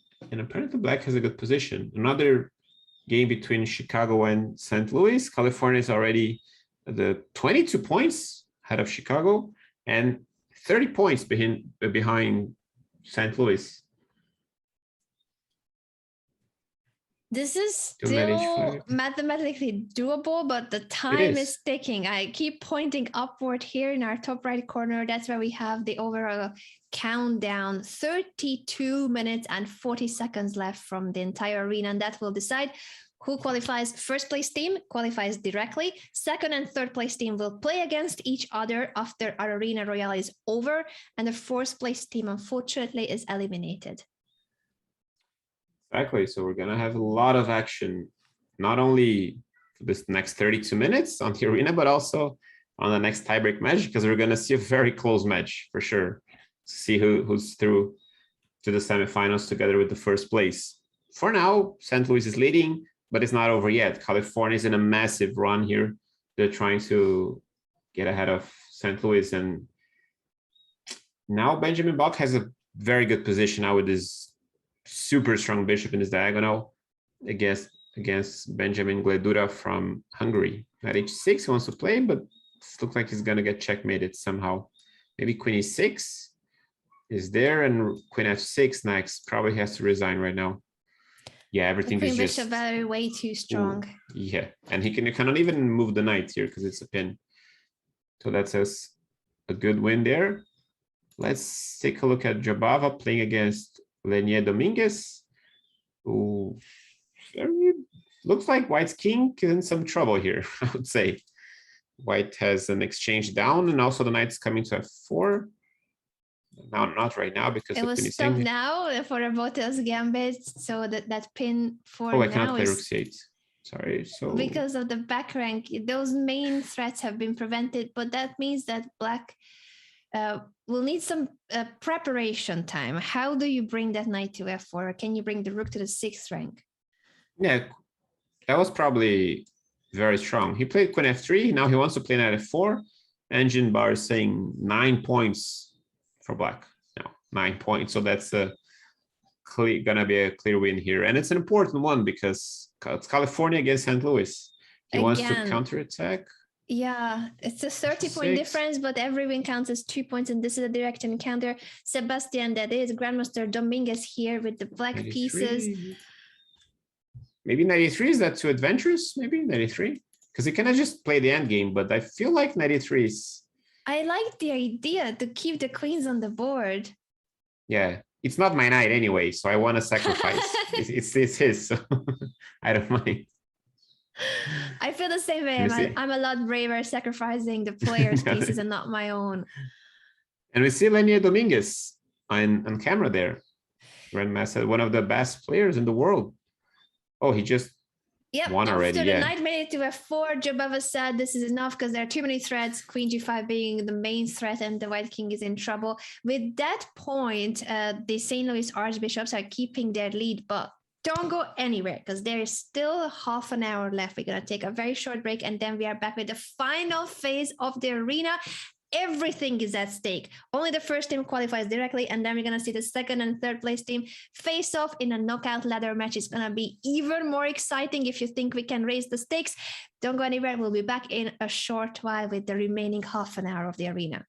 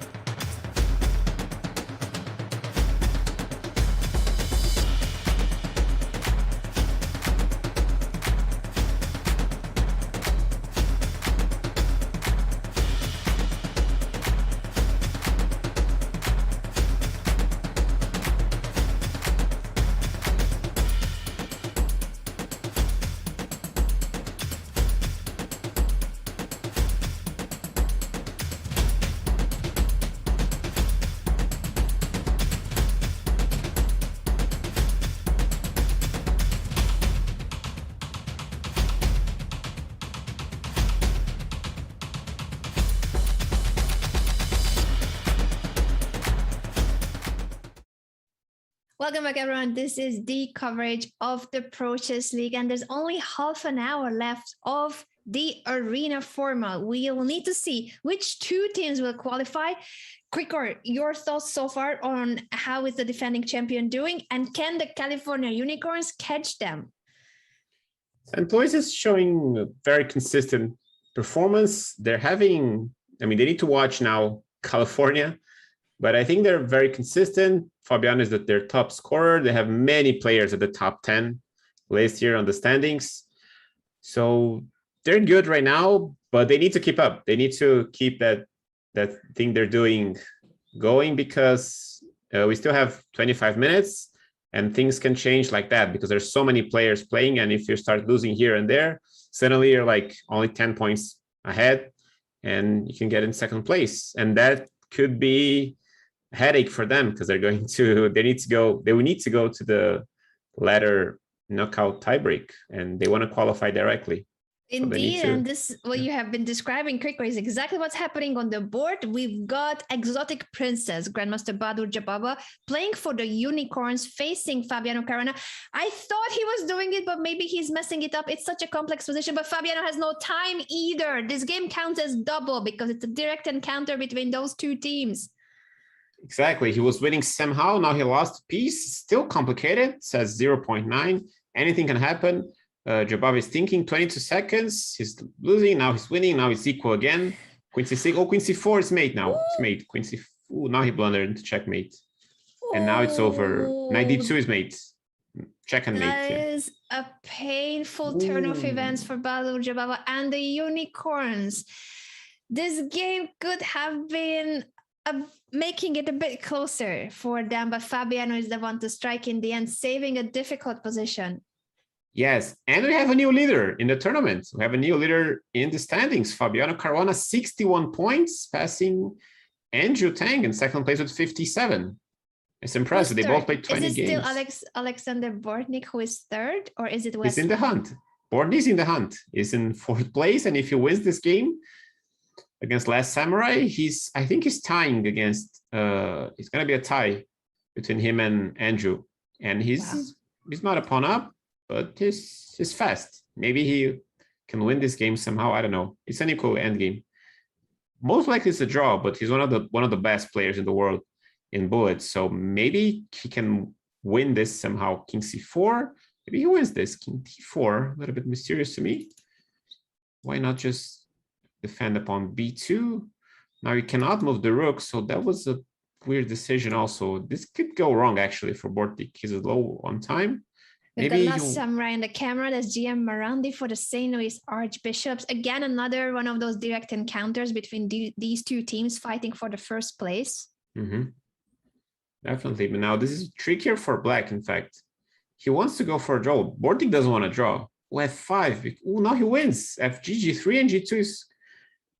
And 9 seconds is an eternity for him, like it is for Andrew. Tang is the same thing for Bortnick. They're super specialists, and he's not happy. Oh no, he's not happy. He's certainly not happy. Look at his happy. reaction. He cannot believe what has just happened. He can't believe he lost his endgame. He had more time on the clock, but he's playing these bullet specialists. They just can win every single game. And a game you cannot expect to lose, they can win with 10 seconds against 30. He's not happy with the results. Less time, and the position also wasn't in Bortnick's favor, but he did it. You already predicted this, Krikor. You were like, he's a bullet specialist. He can do it. Yeah, now I cannot believe what we have just seen, because that was a rook end game that if anyone, it was White who was trying to win it, not Black. And more time on the clock, exactly. So we still see 39 points for St. Louis ahead of California, and California only 13 points ahead of Chicago. And we see Caruana here with Black trying to maintain his lead. He's playing against Benjamin Gledura from the Chicago Wind. Complicated endgame position. We see now Bortnick tying. He's in a tie now for second place with Andrew Tang. Wow. 57 points for both, and Sebastian is in fourth place. Lenient Dominguez is in fourth place right now, 46 points in a 4-game streak. Bortnick has a 13 streak now, win streak. That's so Out of impressive. the And top 4, you have named 3 archbishops, if I heard you correctly. no, Is first, it or top fourth. 5 with 3 of them? Yeah, fourth is Dominguez. Fabiano, Fifth place is Wesley. Lenient. Wesley's fifth place. 5th. Yeah. So 11 game streak for Fabiano and 30 game streak for Bortnick. So they're definitely the harder players right now here with so many wins in a row. That's impressive. I mean, in such an event, how can you win more than 4 games in a row? It's impossible. I know, because every single opponent is really strong as well. This is not a local club tournament. This is some of the best chess players in the world competing against each other. And he has a good position here. His bishop is so strong here. White's king is in a weak position. White has a pawn up, but this is so shaky. There's a pin here. He's spending his time because this is a critical position. Rook a3 is a move. Rook c3 was a move. Rook d8 was a move. He chose Rook c3. The knight cannot move because this is hanging. Rook b8 is very smart because now you remove the rook and now the knight can jump somewhere. Knight f4, but that's losing. Rook c1. No, you cannot play knight f4. Where shall the knight go then, or what can you do? Rook b3? Rook b3. No, then bishop d3 is winning. Oh, so I completely missed that move there doesn't help. We cannot trade the rook. Yeah, so maybe I have to go back 91. And that is that's awkward. Sad if you need to place the knight on the back rank. It is awkward, definitely. Rook c1. Apparently white has a good chance now to escape. Queen d2, that's nice. Hitting the rook. 40 seconds for Fabiano. He wants to keep his streak, 11 game streak here. h3 probably, just, king f2, that's brave. That's brave, but stepping into the weird. Second rank, so the knight cannot move because there's always rook c2 winning the queen. So knight f3 is not an option. Gotta go back. Goes back. He goes back. Oh, that's a draw. Oh, that's a draw. I think Fabiano is going for it because he had less time in the end, and it's not an easy position to break through. So Benjamin Gledera holds that middle game to a draw against the world number 2. It's still a huge lead when it comes to that first place, but within the second and third, I think it could still change. With 18 minutes to go, Chicago is trying to catch up with the California Unicorns. That's for the team prizes, but also the second place team will have the white pieces in that knockout ladder match. And it matters. It matters because you will need to be eliminating the opponent's team, their players one by one. Yeah, now we see Danya with black here playing against Deep Houdini from the Chicago Wind. He has more time, but he's getting attacked here. Queen g5. I would be very scared here with black. Maybe king f8 is kind of a move he wants to make. He stops queen g5 because now I have rook g4 check. He sacrifices the knight on f5. He doesn't take with a pawn. That looked so scary, so he takes with a bishop.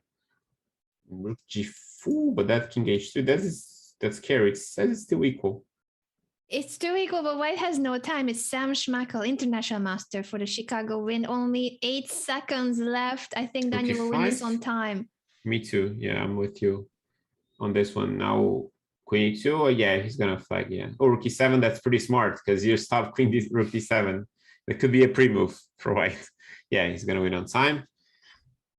And we have Andrew here. Let's see. Penguin, Andrew Tank. So Danya has scored for the Unicorns yet another important 2 points. It's 2 points per win, 1 point per draw. Mm-hmm. Yeah, Andrew just beat Nico, I think. Let's see, Wesley here trying to catch. Okay, Wesley's playing black against Sergei Azarov from the New York Marshals. He's getting attacked here. Has a lot of time on the clock, 1 minute and 20, 40 seconds for white.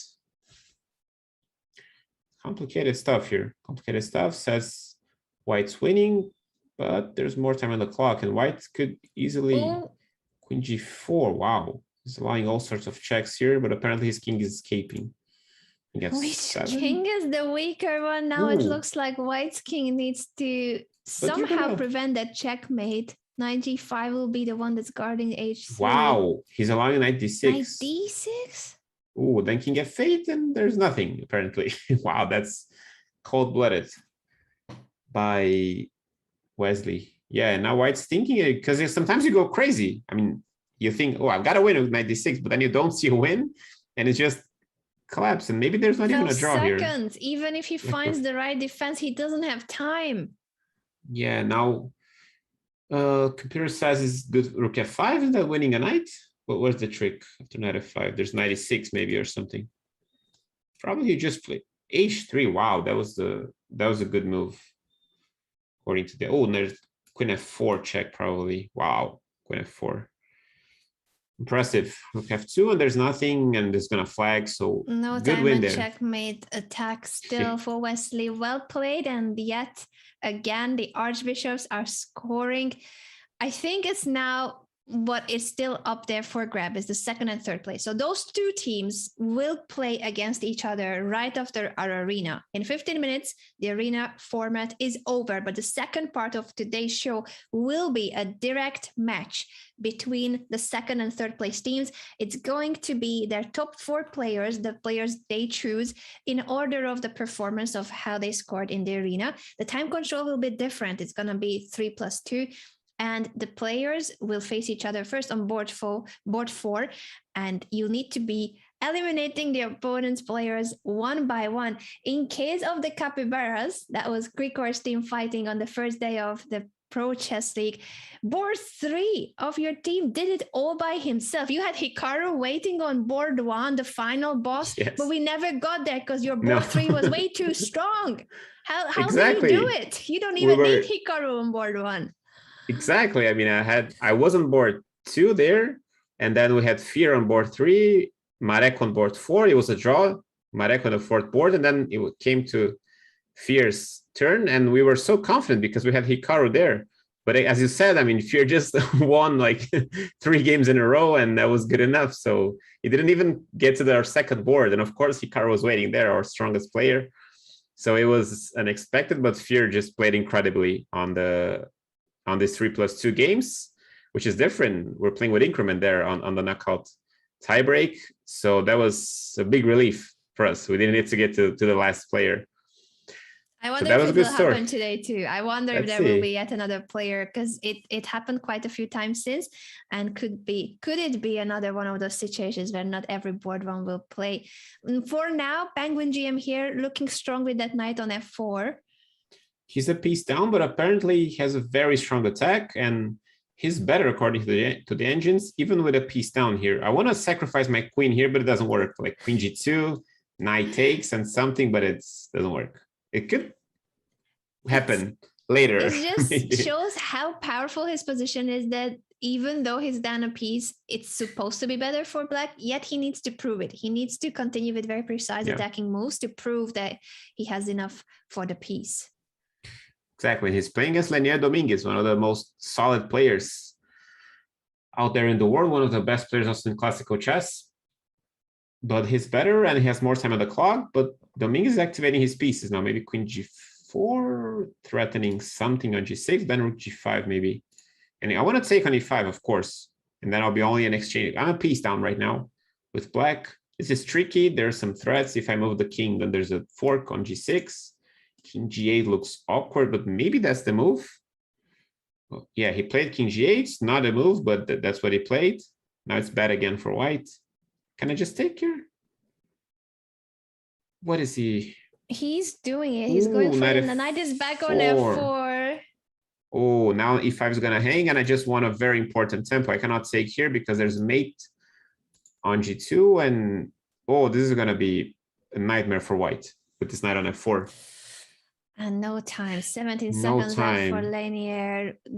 The position is winning, and also time-wise. Penguin GM has done it again. Everything is just falling apart. I mean, he's so inspired today. Andrew is so inspired. I mean, getting close to 3,000 right now, Blitz. That's what we're seeing right now. Let's see Bortnick here. Third place, playing against 8-point difference. Sorry, quicker, but I was just going to highlight that Andrew has won yet another 2 points for the Chicago Wind. So the difference, the Unicorns have just scored. For a moment, it was within reach. 8 points of difference was the gap. There's 11 minutes left of our arena format. So every single player from the Wind team will need to win this final game or two. Yeah, now we're going to see a flag here probably. Robson is gonna beat Bortnick here. But Bortnick we know Bortnick is fast. The bullet expert, but there's no time. Too much. It's too much. Actually, he's so fast. I mean, wow! Look at this. He's almost still playing. Almost made it. But I mean, it was impossible there. He almost made it. So Robson wins a very important game. And now I think we have... Against the Unicorns. Yes, 2 points again for the win. 9-point difference, I think, here. A 9-point difference. And wow, let's see Danya here. Danya is playing against Hans. Very interesting matchup here. Two PogChamps coaches facing each other. I heard Hans's name so many times during PogChamps 1. Ludwig 2 was saying, my coach Hans, my coach Hans. And later, obviously, he started focusing even more so on his own channel and his own competitive tournaments too, because Hans was still getting his Grandmaster title back then. Mm-hmm. Yeah, I think he's playing a very strong open right now. Very strong open in the Emirates right now. Hans, I think he won his game. I think he won his game today against. Oh, I didn't realize he already started his over the board tournament, and he's playing now this too. So he's playing double. He beat Amin today, a 2700 player in a classical game earlier today. So what time is it for him then? I have no idea. What time is it in Dubai or in Sharjah right now in Emirates? It must be really late. It's late. It's late, yeah. So he's inspired. That is today. Dedication. That is dedication yes. to his team, the Archbishops. There's only 9.5 minutes left of our Arena Royale. And that's going to be, so far, Archbishops looking strong to qualify. First place team will qualify, but the second and third place team will need to face each other today, right after the Arena, in a knockout ladder match, while we're going to say goodbye, unfortunately, to the New York Marshals. We will. And there's a 4-point difference. That's the smallest difference I think we've seen in the last minutes. So that's for the prizes, but also who's going to have the white pieces in that ladder knockout match where every small detail matters. Yeah, and we see Hans there here from Dubai. Camera. Dubai or Sharjah, you said Sharjah, certainly not in the States, and very late for him, but he is committed to the cause. He wants to win more games for the Archbishops, the defending champions of the Pro Chess League. Yes, and the position is very bad for him right now, and there is a lot of time on the clock, but that won't help. Knight b6 is coming. You cannot take on c6, because knight e5 check is very annoying because you're going to lose the rook, so probably knight b6, and I'm going to see resignation, I guess, because at the worst case, knight d5, it's a lazy move, which is good enough, I think. Maybe there's something better, but that's good enough for me. Yeah, knight d5. Yeah, Hans was shaking his head. He is certainly not happy about what is on the position. Yes. And we see there's a tie right now. 238. Oh California and Chicago, they're tied. And this is an important point for the Unicorns. Daniel Naroditsky scoring 2 points in a situation where you said the Chicago Wind has just tied the score for the second place. Exactly. So it's now they're ahead. Yeah, they're 5 points ahead right now. We see Penguin. Let's take a look at Andrew again. Andrew is playing. Let's see who's he playing right now.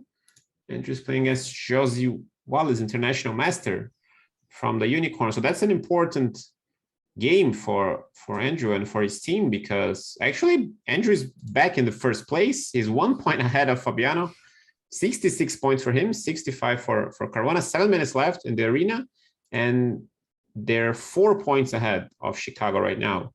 So Chicago has to collect some wins, and this is a game they're looking forward to win here, because there's a big rating favorite, and of course he's very inspired today, as we've seen. Andrew is having a great day, and I'm pretty sure he's going to be playing in the ladder knockout, because it seems that they need to choose 4 players. And I'm sure he's going to be one of them. Can he win this game? As you said, it's very important for the win to score here. Direct encounter win versus Unicorns.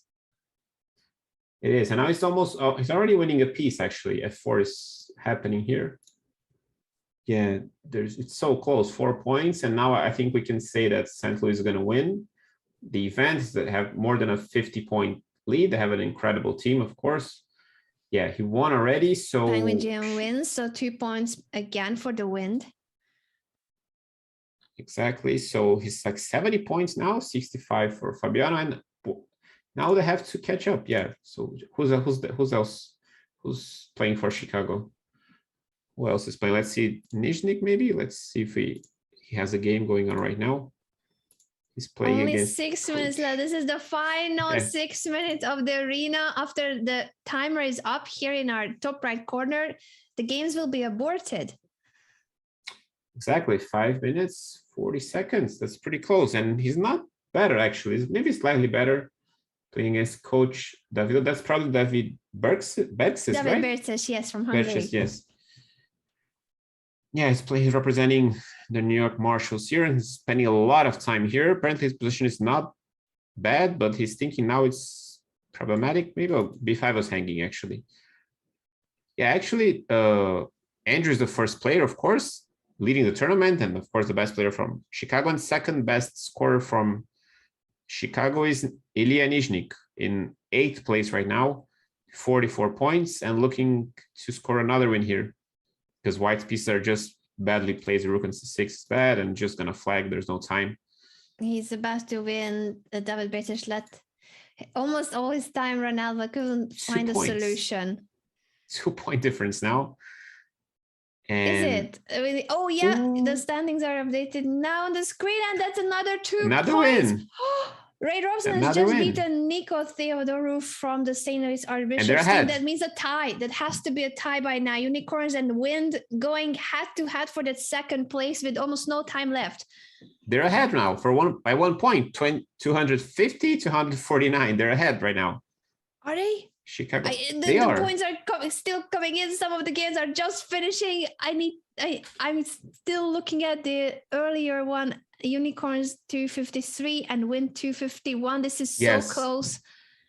And it's a Fabiano game against Naroditsky here. Fabi against Dania playing. And that's a very important game. I mean, every single game is important, but they're just so close to the finishing line here. 3 minutes, 50 seconds before the end. Fabiano is attacking. He's a pawn down, but it's a very annoying position for Black. He's ahead on the clock.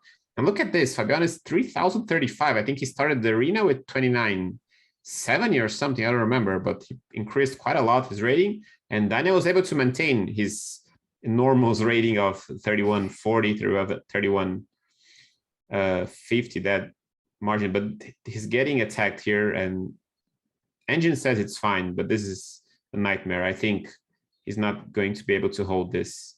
There's so many ways to go wrong. Knight c5, is that just winning? Oh, play that. And he can still step into it. That's such an incredible situation. Knight b3, then there's, I guess, queen d6. Yeah, rook this is annoying. Because you're cutting, although now probably there's mates somewhere. Knight, oh, that's very calm. Rook a8, queen a7 now is just and Daniel doesn't winning have time the queen. either. Game over there.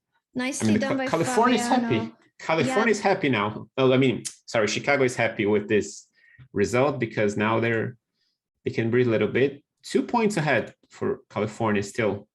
Yeah, it was such a tough position for Dania, even if the evaluation was showing equal. As you mentioned, Krikor, practically it was so much more difficult for Black to hold it.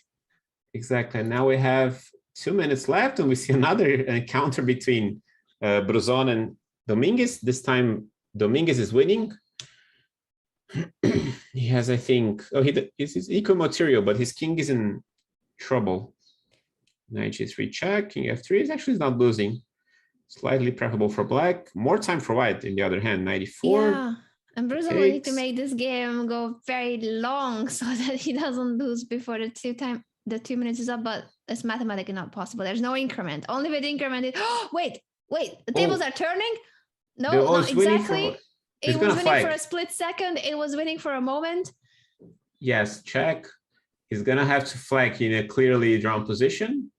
He's going to flag. He's going to flag going for... Oh, it's a draw. Yeah. Wow. It's not going to flag, apparently. He was going to. Now 8-point advantage. For teammates and good friends, maybe they thought that as for their teams, it wasn't that important. The Wind is still there trying to catch the California Unicorns, but with a minute and a half left, it means that their games need to be finishing right now, within the next 60 seconds. This game is not going to be over because they have a lot of time. Unless Black gets checkmated here in the middle of the board, this is not going to be over. Let's see, Robson maybe trying to catch a game that near the end. No, they just started also. Yeah, I mean, Robson is winning, but of course, Hans is, he has more than a minute. Yeah, so It's mate Final for white. 50 seconds, Krikor. This is it, the last 50 seconds of our arena. And if the It's games made are in not one. done, made Oh, no, in sorry. one. Rook g8. He allowed mate. He could just sit there. Wow, he allowed mate. He didn't need to play, right? He did not. Maybe he doesn't forgot. realize that Chicago Maybe. win needed this game so badly. But even like this, I think the Unicorns cannot be caught with only 30 Yes. seconds left from our arena. The situation Yeah. is the following. St. Archbishops winning, qualifying to the quarterfinals, which will start tomorrow. New York Marshals, sadly, we need to say goodbye to because they finished fourth. But we will have a match between the California Unicorns and the Chicago Wind for one spot. Only one of those two teams can make it. And because California Unicorns finishes second, it seems it's almost official with 4 seconds to go. I think we can say they are second. That's more prize money. Yes. And also they will have the white pieces in the match, which will begin shortly. This is going to be insane, Krikor. A knockout ladder match between the Unicorns and the Wind. They were going head to head, constantly changing who is second, who is third. The gap was very, very small. It was. And now we're very curious to see who's going to play. I mean, we have big names, of course. We have Andrew having an amazing day here representing Chicago. He won the arena individually. And we also had Bortnick and Danya. I think they were the best scorers playing for California, but so many strong players there. Jabava was there. Wonderful Time was there too. Maybe those will be the 4 players representing them. And Chicago also have like Ray Robson, amazing players, Ilya Nizhnik. So let's see who they select. We're going to know that shortly to see who's fighting for that spot in the quarterfinals tomorrow. Indeed, we're gonna give some time to the teams to decide the 4 players that will face each other in a moment. And in the meantime, a quick reminder that we also have another very exciting event starting soon. Winner's Days will return on September the 22nd. Mark your calendar because this monthly event will pit again content creators of different chess levels head to head for their portion of the $3,000 event prize and a chance, an additional $3,000 if they win their match in 3 consecutive events and retire to the Pantheon. Will Jose Martinez be the second player into the Pantheon? Tune in on September the 2nd to find it out. And we're gonna take a short break to then be back with the 2 squads. Chicago Wind versus California Unicorns. The Unicorns will have the white pieces in the first game. Remember, it's a knockout format. The players will need to be eliminating the opponent's players one by one, and we will soon know who are the 4 chosen players for each team. Stay tuned. We'll be back in a few minutes, and this is going to be for 1 qualification spot. Only one of those 2 teams can make it.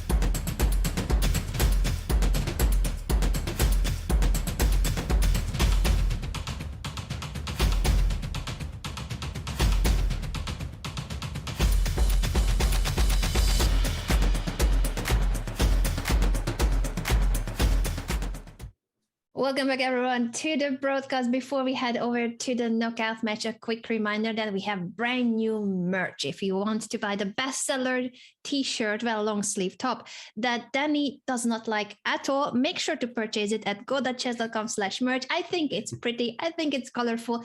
Danny's taste may not be the one to follow, so go and tell him that you have the best-selling top, or buy any of the other designs at go.chess.com/merch. And we are back with the top two teams. Well, not exactly. The Archbishops already qualified, but we will have one more team to qualify today to the quarterfinals, and it will either be the California Unicorns or the Chicago Wind. Krikor, we have the 4 names to reveal. The teams have chosen their players. Exactly. We have your Meyer starting from the California Unicorns in the 4th board against Alexander Shimanov. This is going to be the first matchup we'll see. California also has Badur Jabava, Daniel Naroditsky, and Alexander Bortnick. I mean, what can we say? Just all of their players are so strong. And Chicago has also Ray Robson, Ilya Nizhnik, and the winner of the tournament, Andrew Tang. So I don't have no idea who's the favorite here. It's just I just see, and all of them are just like 2,900, 3,000 players. So anything can happen. And we have the first game going on, apparently. Georg Meyer against Alexander Shimanov here. I think we have the game. It has just started, indeed. Georg Meyer is also streaming while competing, so you can check out his own perspective, his personal stream about this very match. He's going for an English opening setup, takes on d5 now, and then is about to castle.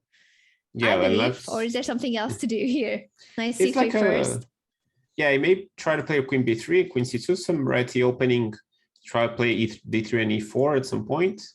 Okay, bishop c5, and it's important to remember that they're playing 3+2. That's a big difference from 3+0. There's increment now, so the games usually don't end in a crazy mouse battle, the time scrambles, so it's different. You got to be more careful. Sometimes you're completely winning with 2 seconds, and that's enough because you have the 2-second increment, and that's quite a lot for these players that are used to playing without increment. So it's a big difference. The games are longer like this, and they usually go exactly. So let's see who's adapting better here in this new time control. And I like Georg's position here. He's going to get the bishop pair. He has a very flexible pawn structure. He can take there and play maybe b3, bishop b2, bring the rooks over. And there's going to be this idea of playing e4 at some point. And see, though, it's a different pace already. They're thinking, they're calmer. There's no need to be playing the opening like super fast. Plays bishop d2. And it's a balanced position, but I still like white. You can take here if you want, but then white probably takes with the g pawn. And there's instead to expand on the queen side makes perfect sense too. But as you said, it's a very pleasant position, slightly better for white for the flexibility of the position and how it is in Meyer's hand, whether to trade, not to trade. The bishop is heading toward the long diagonal, and then the rooks to the d and e5, as you already pointed out, Krikor. Exactly. Rook b1 he played. It's a little bit odd to me because I don't see white playing a3 before here. Maybe he wants to go, but I don't see, because black is well prepared. And if you play before, the rook's also joining play here. So I'll probably go for the center. And I played a lot with Georg Meyer, and he's such a technical player. So it's really a little bit surprising that he doesn't take on g6, because he likes this long-term advantage. Just take the bishop, you have an advantage. May not be enough, may not be amazing, but it's an advantage. He'll have forever the bishop pair, and he can work. Now probably he's going to take because there's a pressure. Yeah, he takes, maybe b3, a3, and then he'll prepare to play e4. So he should start with b3, because if a3, that would allow a4, and there's this knight on c5 helping to get that b3 square under control. He's considering his options. What other plan do you think white can go for here? Yeah, I think it's something like that. He may even play a3, because if a4, knight d4 would be an idea, but okay, he doesn't allow it. I think his only main plan is to play e4 at some point. It's really hard now. Black's controlling it, but maybe e4 is already possible. He plays h4. He wants to create something here with h5. But I really think e4 is maybe possible here. It is possible now. I'm not sure if it's good. He still wants to keep the position more flexible. Bishop h3 is the situation that I can take whenever I want. Of course, this is not a good move, bishop e6, but he has the option if he wants to. And now, yeah, maybe a3 was interesting. Now bishop b4 is annoying because you exchange with one of the bishops. And that's usually a dream if you're playing against the bishop pair to be able to exchange. Yeah, it was one such of a your strong opponent's piece on the bishops. long diagonal. So no pair of bishops Yes. after the trade. And that was an important piece for White's position. I think now with the additional time, I mean, there's increment, but Shimanov does have a bit more time on the clock and is also eliminating that dangerous bishop. It feels like he has this position under control, but can this be more than a draw? In case of a draw, both players will be eliminated and then we move on to board 3. Exactly. Yeah, it's hard to say because, of course, we're talking about increment and it helps to have increment, but it's not. I mean, it makes a difference to be behind on the clock. Of course, if you have 4 seconds in a complicated position, you can just blunder. So it's the increment helps quite a lot, but also you cannot spend too much time. And we see a 20-second difference here. White's position is maybe still a little bit more preferable, even without bishop pair. But as you mentioned, black should be fine here for sure, without any serious problems. He could have taken here, but the bishop cannot go anywhere. Cannot play here. The knight is defending. This doesn't make sense. I can just take. So he's just holding on there. And rook b8. Okay, that's a move. He's just playing solid. 45 seconds for me. Yeah, I wonder how long it was going to take for Meyer to make a decision because his time is running out. That was going to be what I mentioned. But knight d4, in the end, he did make a choice, offering multiple trades. So the bishops can be traded, the knights. And he's trying to take advantage of his bishop on h3, that long diagonal. Well, not as long as the c3 bishops, obviously, but it's still a pretty strong bishop. Yeah, it is definitely. And also maybe now I get their point, because maybe if he takes, he wants to take with the b pawn. That would make a lot of sense. That's why rook b8 was played, because yeah, now he's gonna take with the prophylactic move indeed. Oh no, but now a3 was hanging. Yeah, but generally I think he was considering the. But okay, he played more solid. Yeah, and now he has the minority. He was ready for both captures earlier, but after a3, it was no longer possible to capture with the pawn. A reminder on what we are looking at is the California Unicorns versus the Chicago Wind, and it's a knockout ladder match. The players need to be eliminating the opponent's players one by one. The winner of this game will stay, and then we move on to board 3 of the opponent's team. In case of a draw, both will be eliminated, and then we're going to see Jobava versus Robson. You think Jobava and Robson, are they warming up, like doing some passage, or just trying to get into? Of course, they played an arena already. They played 2 hours, but they probably tends to play in this deciding. Maybe not. I wish we could have shown what we saw during the break, because we were watching the webcam of the players, and Badur Jobava was full on energy, singing, dancing. Yes. He was basically doing a performance. I don't think he knew we are watching, but he was giving it all. I wish we could listen in and hear the song. He was rocking it. He was absolutely so excited. Yeah, I saw. I think we're gonna see. I think we're gonna see him. Wait, someone probably was listening. I thought it was just his I'm getting hyped for the match, the good vibes. Go.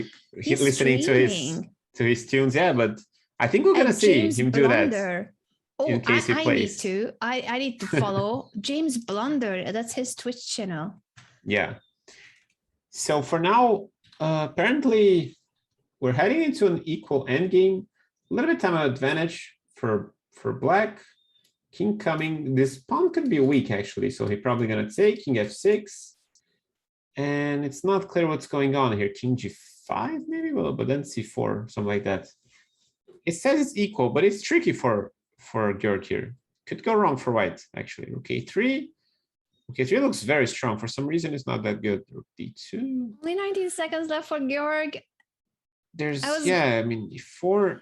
I was just checking in with his teammate Badur Jobava, but he no longer is dancing. He's analyzing this rook endgame. Yeah. Now he's winning for black, apparently. King g5. He wants to play rook e2 and f5. I don't know if there's time for that. Probably can Yeah, rook 2 is annoying, f5. Then it's very annoying. Rook b1 maybe safe to give a check here. I don't know if that looks like a good move, rook b1 actually. 23. Oh, he played f6. Now h8, the h pawn is passed. So I don't know how good was that. 20 seconds for each player. It says it's equal, but it's an extra pawn for black, but this pawn is marching. So anything can happen here. There's 2 passed pawns for black actually here. It's connected. h6 is a threat here. I want to make a queen. Both players on 20 seconds. Oh, but now rook h1. Oh, check first. Why did you check first? I thought rook h1 directly. Want to checkmate now? Threatening checkmate now after king f5. We got to check. There's only one move here. Will it be a repetition of moves then if the king comes back and forth? But black seems to be trying. Yeah, I guess king f4 is tricky. King e4, probably rook d7 or rook c5. Okay, rook's hard to say now. Now h7 is a threat. b5 maybe? Is that too adventurous? Because I will allow the queen. Yeah, he plays b5. He's going for it. He's gonna sacrifice the rook for the h pawn of white, and he's pushing his 2 connected pass pawns. The 2 pawns versus the rook fight. Yeah, but now, I mean, there's a pawn. There's an f pawn for white still. Maybe f5. Like I cannot count this tempos here. I think we're gonna see a winner here. Those 2 pass pawns are proving to be strong enough. Oh, it's winning for white now. Rook, but he went to the wrong square with the king. But it's winning. Oh, king d2 now is winning for black. Or king d1. Oh, now black is winning. Oh, black is winning. He's going to take the pawn. Oh, we're going to see a rook against queen. That's not easy. But, of course, it's harder to defend. Rook e5. My, Georg Meyer, unfortunately for his team, he couldn't hold it. He's trying, but this is a theoretical win for the player with the queen. He has to play here. That's the best defense. Oh, he just burned the rook. Rook e6 was needed. That was faster than expected, but I think Meyer was already disappointed of how the rook endgame went wrong. Yeah, he's not happy. We can see on camera here. He's not happy. He's not happy at all.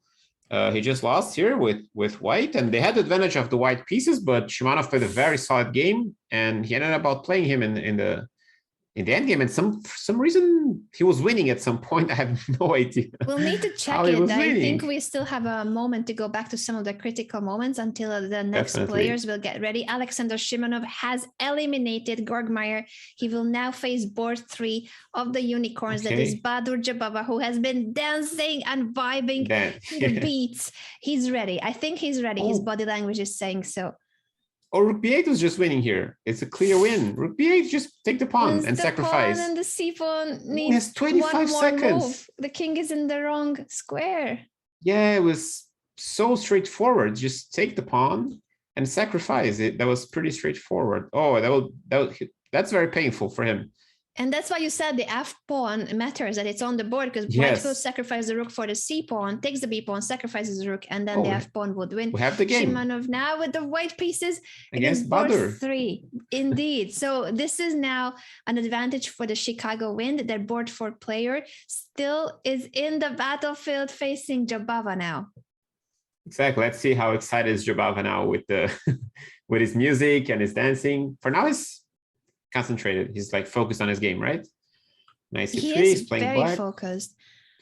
Like a Slav defense or actually it was a London system. Ended up looking like a queen's pawn.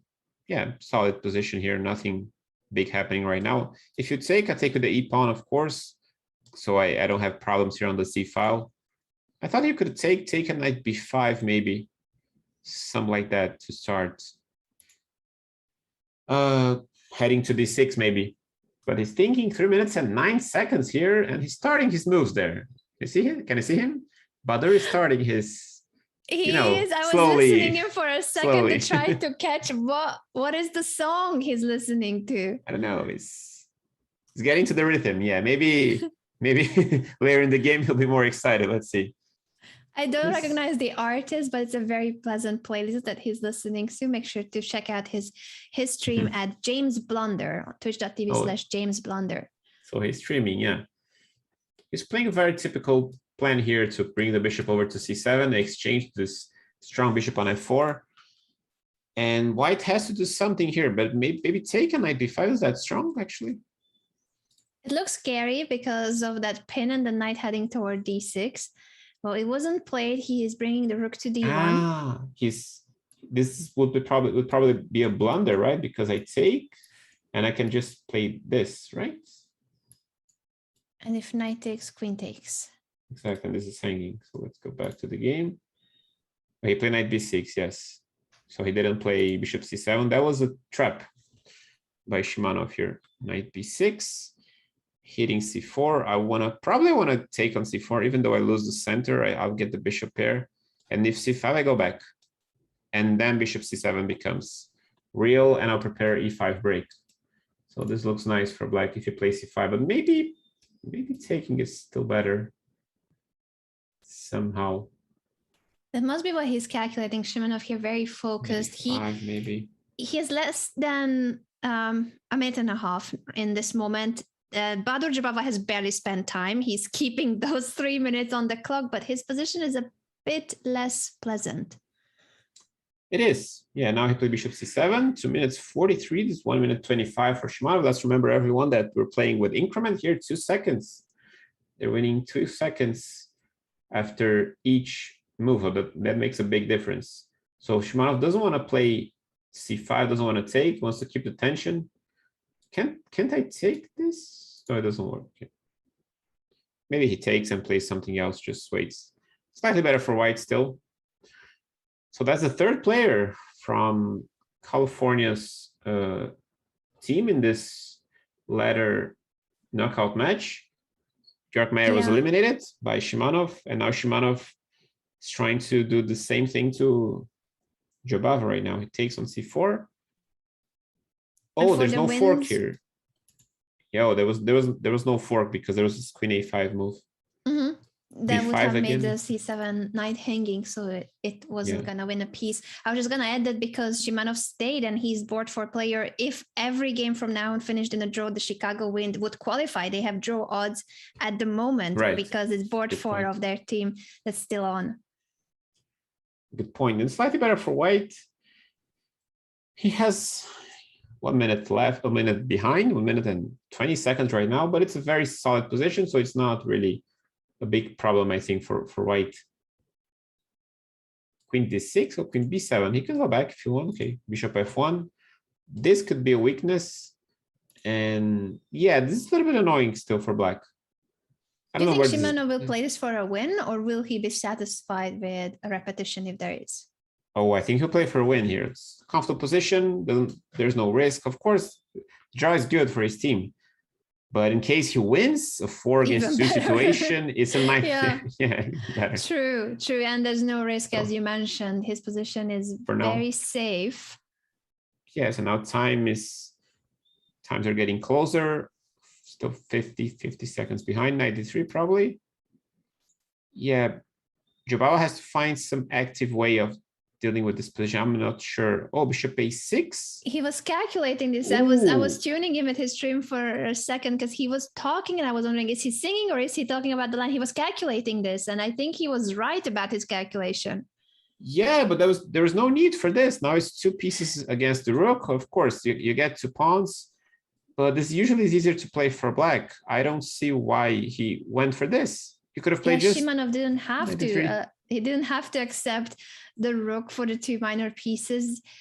Maybe he overestimated his chances here, because as you said, it's a rook and 2 pawns, so it feels like white is up, white is ahead in material, but the 2 minor pieces, especially with the control of the light squares, if that knight makes it to e4, if the bishop is on d5, they can be very strong minor pieces here. Exactly. White's dream is to play f3 and e4, and if that really happens, then black's pieces could be a little bit awkward. Then I would agree with that. But yeah, as you said, usually it's easier to play with black here. But Jabava is thinking here, bishop d5, f3. Okay, he played knight d5, queen c5, maybe hitting c6, looks natural. Yeah, this is a little bit. Now what do you do with black? Knight e7? Doesn't look good, actually. The knight is far away from the queen. He played rook c8. Probably gotta go e4 at some point. Queen d6 first, because otherwise knight f4 would be annoying. Yeah, now the light squares you mentioned. Yeah, hitting. Still fine. I'll be able to kick this knight with b3. but this is not easy. Knight c4, gonna go back to b4.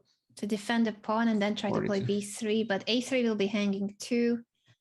Yeah, queen c5. Okay, play b3, exactly, your point. Queen a3. Oh, queen a3, rook c4, So he's careful. trading it. Oh, not trading. Careful. Rook c4 wins Yeah, a piece. I thought it wins was a about a piece. c6 pawn, but no, it's more than that. So the knight can't take on a3 because of rook a1 pin. He plays knight a5 Right. instead. Rook c3, trying to control. Looks not looking good for white, but apparently the engine likes black, actually, still. Slightly better for black. And now what I would think white's doing, oh, bishop b3. Oh, he gives the piece up back. the two minor pieces for the rook, but he wants to take the pawn on d4 in the end and simplify. Yeah, he's still getting everything back, and maybe he has a pass pawn on c. He would try to play for an advantage here. e5, e6, trying to open black's king. 22 seconds for Jabava, queen a4.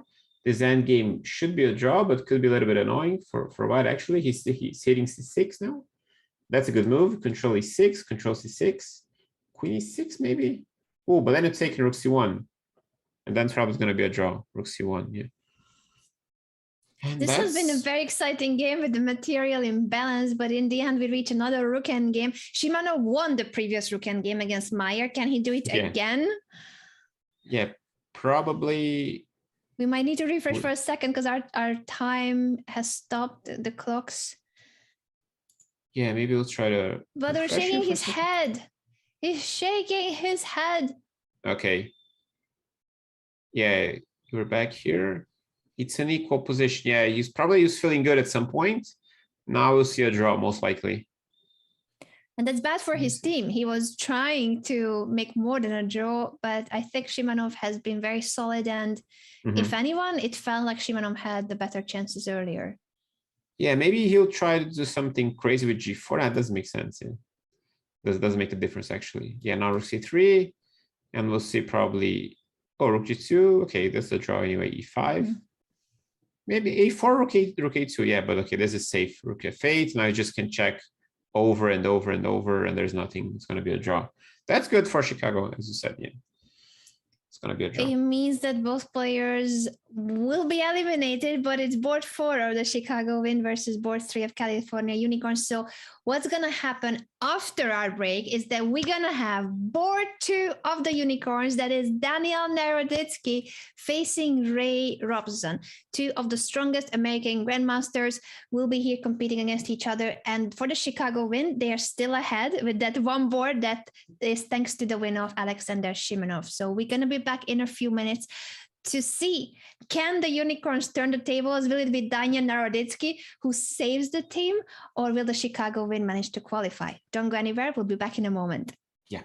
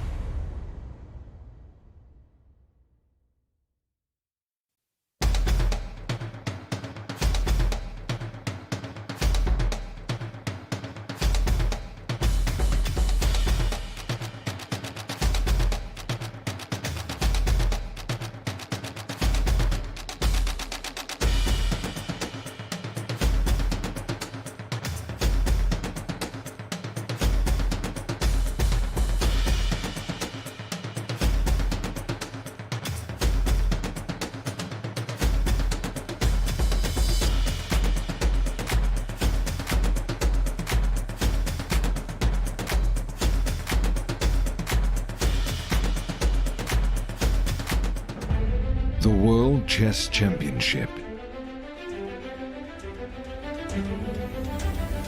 The champion, Magnus Carlsen. The challenger, Jan Nepomniachtchi. Watch the only Twitch broadcast with live video from Dubai on Chess.com/TV. Your home for the World Chess Championship.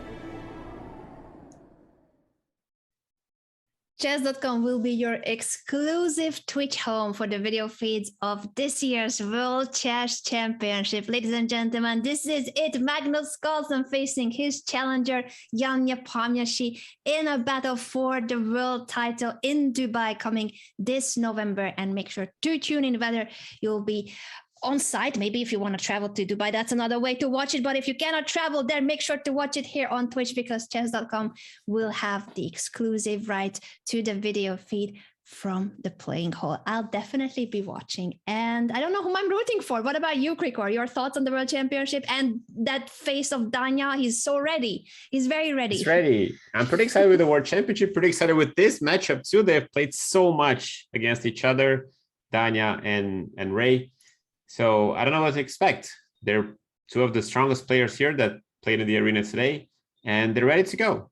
They're ready to go. Apparently, they haven't started their game yet, but they're about to start. When Danya heard that his opponent is Ray Robson, he wasn't that happy. As you said, they have played against each other so many times at the US Championships, and I believe they get along well. It's not always easy to play against someone that you know so well, but they have to. They are on two opposing teams, and for now, the Chicago wind is leading. Yes, and now we already have the game going, and it's a London system. Oh, this is a theoretical line with how does this go? Rook b1 and bishop b5, I think. This is so complicated. There's some sacrifices here. Yeah, bishop b5. There's one of the sharpest lines in the London system. Normally, it's a very, very solid structure, but not this line when the b2 pawn is taken. There's bishop e5. There's e4 there. Yeah, but then there's a line that the rook on h8 was hanging. I don't remember how to get to that, but there was this line, but I think it was without castling. E4 right away, maybe, or bishop e5. I don't know. Danya really wants to escape from our camera. That's all I see. He was specifically told to try not to move that much. Oh, he's back. He's back. All right, exactly. We've got him. Here's he's hitting c6 now. Wants to take this. Probably bishop d7 is a move. Yeah, they spend some time here. It's an increment game, so they can spend some time in the opening. Ray's trying to remember. Usually Ray's super prepared in the opening. And I've heard many times in Danya's stream, he mentions that, how Ray is well prepared. So he usually complains that he gets in tough positions against him in the opening because Ray's so updated in these lines. But it's pretty interesting here. I think anything can happen. It's a balance. They're both so focused, just trying to recall their own analysis. As you said, it's such a theoretical line. I wonder how long it will take for Ray to make a move, but he has already made it before I finish my question. Yes, maybe he sacrifices c6. The rook won't have a square, but maybe he'll play bishop a6. Computer doesn't like this decision too much. He takes, no, bishop c6. E5, okay. Intermediate move, attacking the bishop on f4, sacrificing the rook on a8. Exactly, sacrifice the exchange. If I take e takes f4 and then bishop a6, you're gonna hit it's a very complicated position still. Like if he takes, for example, okay, he took already. No, he didn't take it. Bishop f8, he takes f4, and then, okay, he played something else. He played bishop g5, keeping the tension. Danya is running from the camera once again. He's running from us. I know that the commentators should not be rooting for anyone, but I typed in his chat, go Danya, earlier in the break because he's our co-host. He was on the Pro Chess League broadcast the other day. Obviously, I am very biased here. But certainly he's not listening to our instruction about the camera and to try to stay still. It's difficult. Yeah, definitely not. And apparently White's completely winning here. There's Let's a see trick here. how. So the bishops are hanging, both bishops, and Ooh, he takes bishop on d5. f6. Bishop d5. At the end, there's some 94. And I think And black Ray is has just realized lost. that look on Ray's face. He knows that after bishop takes d5, both the f1 bishop is hanging, and if the bishop moves, the knight e4, winning the other bishop of black. Ooh, 8 points for white. This is completely hopeless because there's a threat here, there's a threat here, and 94 is just completely winning because I hit the queen, I hit the bishop. It's a fork, it's a double attack, and maybe he just resigns here. I don't know, move 16. I think he will. Ray is obviously very disappointed. He was the one that the Chicago Wind was believing and holding in this board. They were leading, but if Danya wins, it's gonna mean that the two teams are tied again. It's 2 versus 2 then. 2 versus 2. I think this is it. Ray, I feel like will be I don't see a move. resigning. It's more about just calming himself down and accepting the fate of this game. Sometimes you just need a few seconds just to take a deep breath and accept that and just resign. Because if you take on c5, I can play 94 again, attacking the queen, guarding the bishop, attacking on f6, and I can just be a piece up with no counterplay, with increment on the clock. There's no way he's gonna escape from this. Maybe he'll just see a resignation here. Yes. Bishop e2. Okay, he tries something. He's not happy, of course. You can just take the bishop. Maybe just take c6. Just keep the pawn alive. Bishop e4 is fine too. It's just a clean piece up. You can also play c6 if you want, but it can be as safe as possible. Play just bishop e4 and then knight b3, just a clean knight up. Ray's very unhappy there. Trying, he knows that this position is lost, but he's still trying with a few tricks. Danya goes for c6, now rook d8, attacking the two minor pieces, but e4 will guard everything. Yeah, bishop g5 he'll have, but then rook d1. Yeah, he has safer moves, like even rook queen d1 maybe, but then he loses the bit. Even that is probably winning, but okay, there's no need to sacrifice the bishop because there's some ideas with c7, but there's no need to get fancy here. Just play e4, which should be the simplest. Yeah, he's thinking a little bit, which is a little bit surprising here. I think he's just double checking everything. It's such an important game. Everything depends on this for the California Unicorns, because he has time. If Ray Robson somehow escapes, then the Chicago will be very close to qualifying. Exactly. Good point. Yeah, he sacrificed the knight, c7. Yeah, very fancy way of finishing the game, and it's good enough. He's gonna win. B8 after rook c8, rook b8, and the queen comes back. There's no back rank checkmate. Okay, he played even safer. Bishop b7. Even safer, keeping the back rank protected.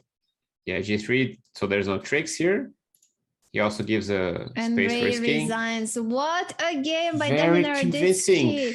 Spotting the mistake. Indeed, Ray Robson blundered that line where in the end that knight fork after bishop takes d5 was gonna win another piece of Ray Robson, meaning that now we have a tie, ladies and gentlemen. Danya Naritsky stays. He eliminated Ray Robson, and he's gonna now face Ilya Nizhnik. It's 2 versus 2, and the team that manages to eliminate first the opponent's players will qualify to the quarterfinals of the Pro Chess League. So it's gonna be now Ilya getting ready for the game. Danya will hop back in. He will have just a minute approximately to get ready for this next game, and I think he's in a great shape. He has done very well in the arena format too, but on the top boards, speaking of good performance, we have Alexander Bortnick and Andrew Tang. Andrew was the one with the highest performance, but Bortnick too had an amazing winning streak. So the final bosses sitting on board one are not easy to take down.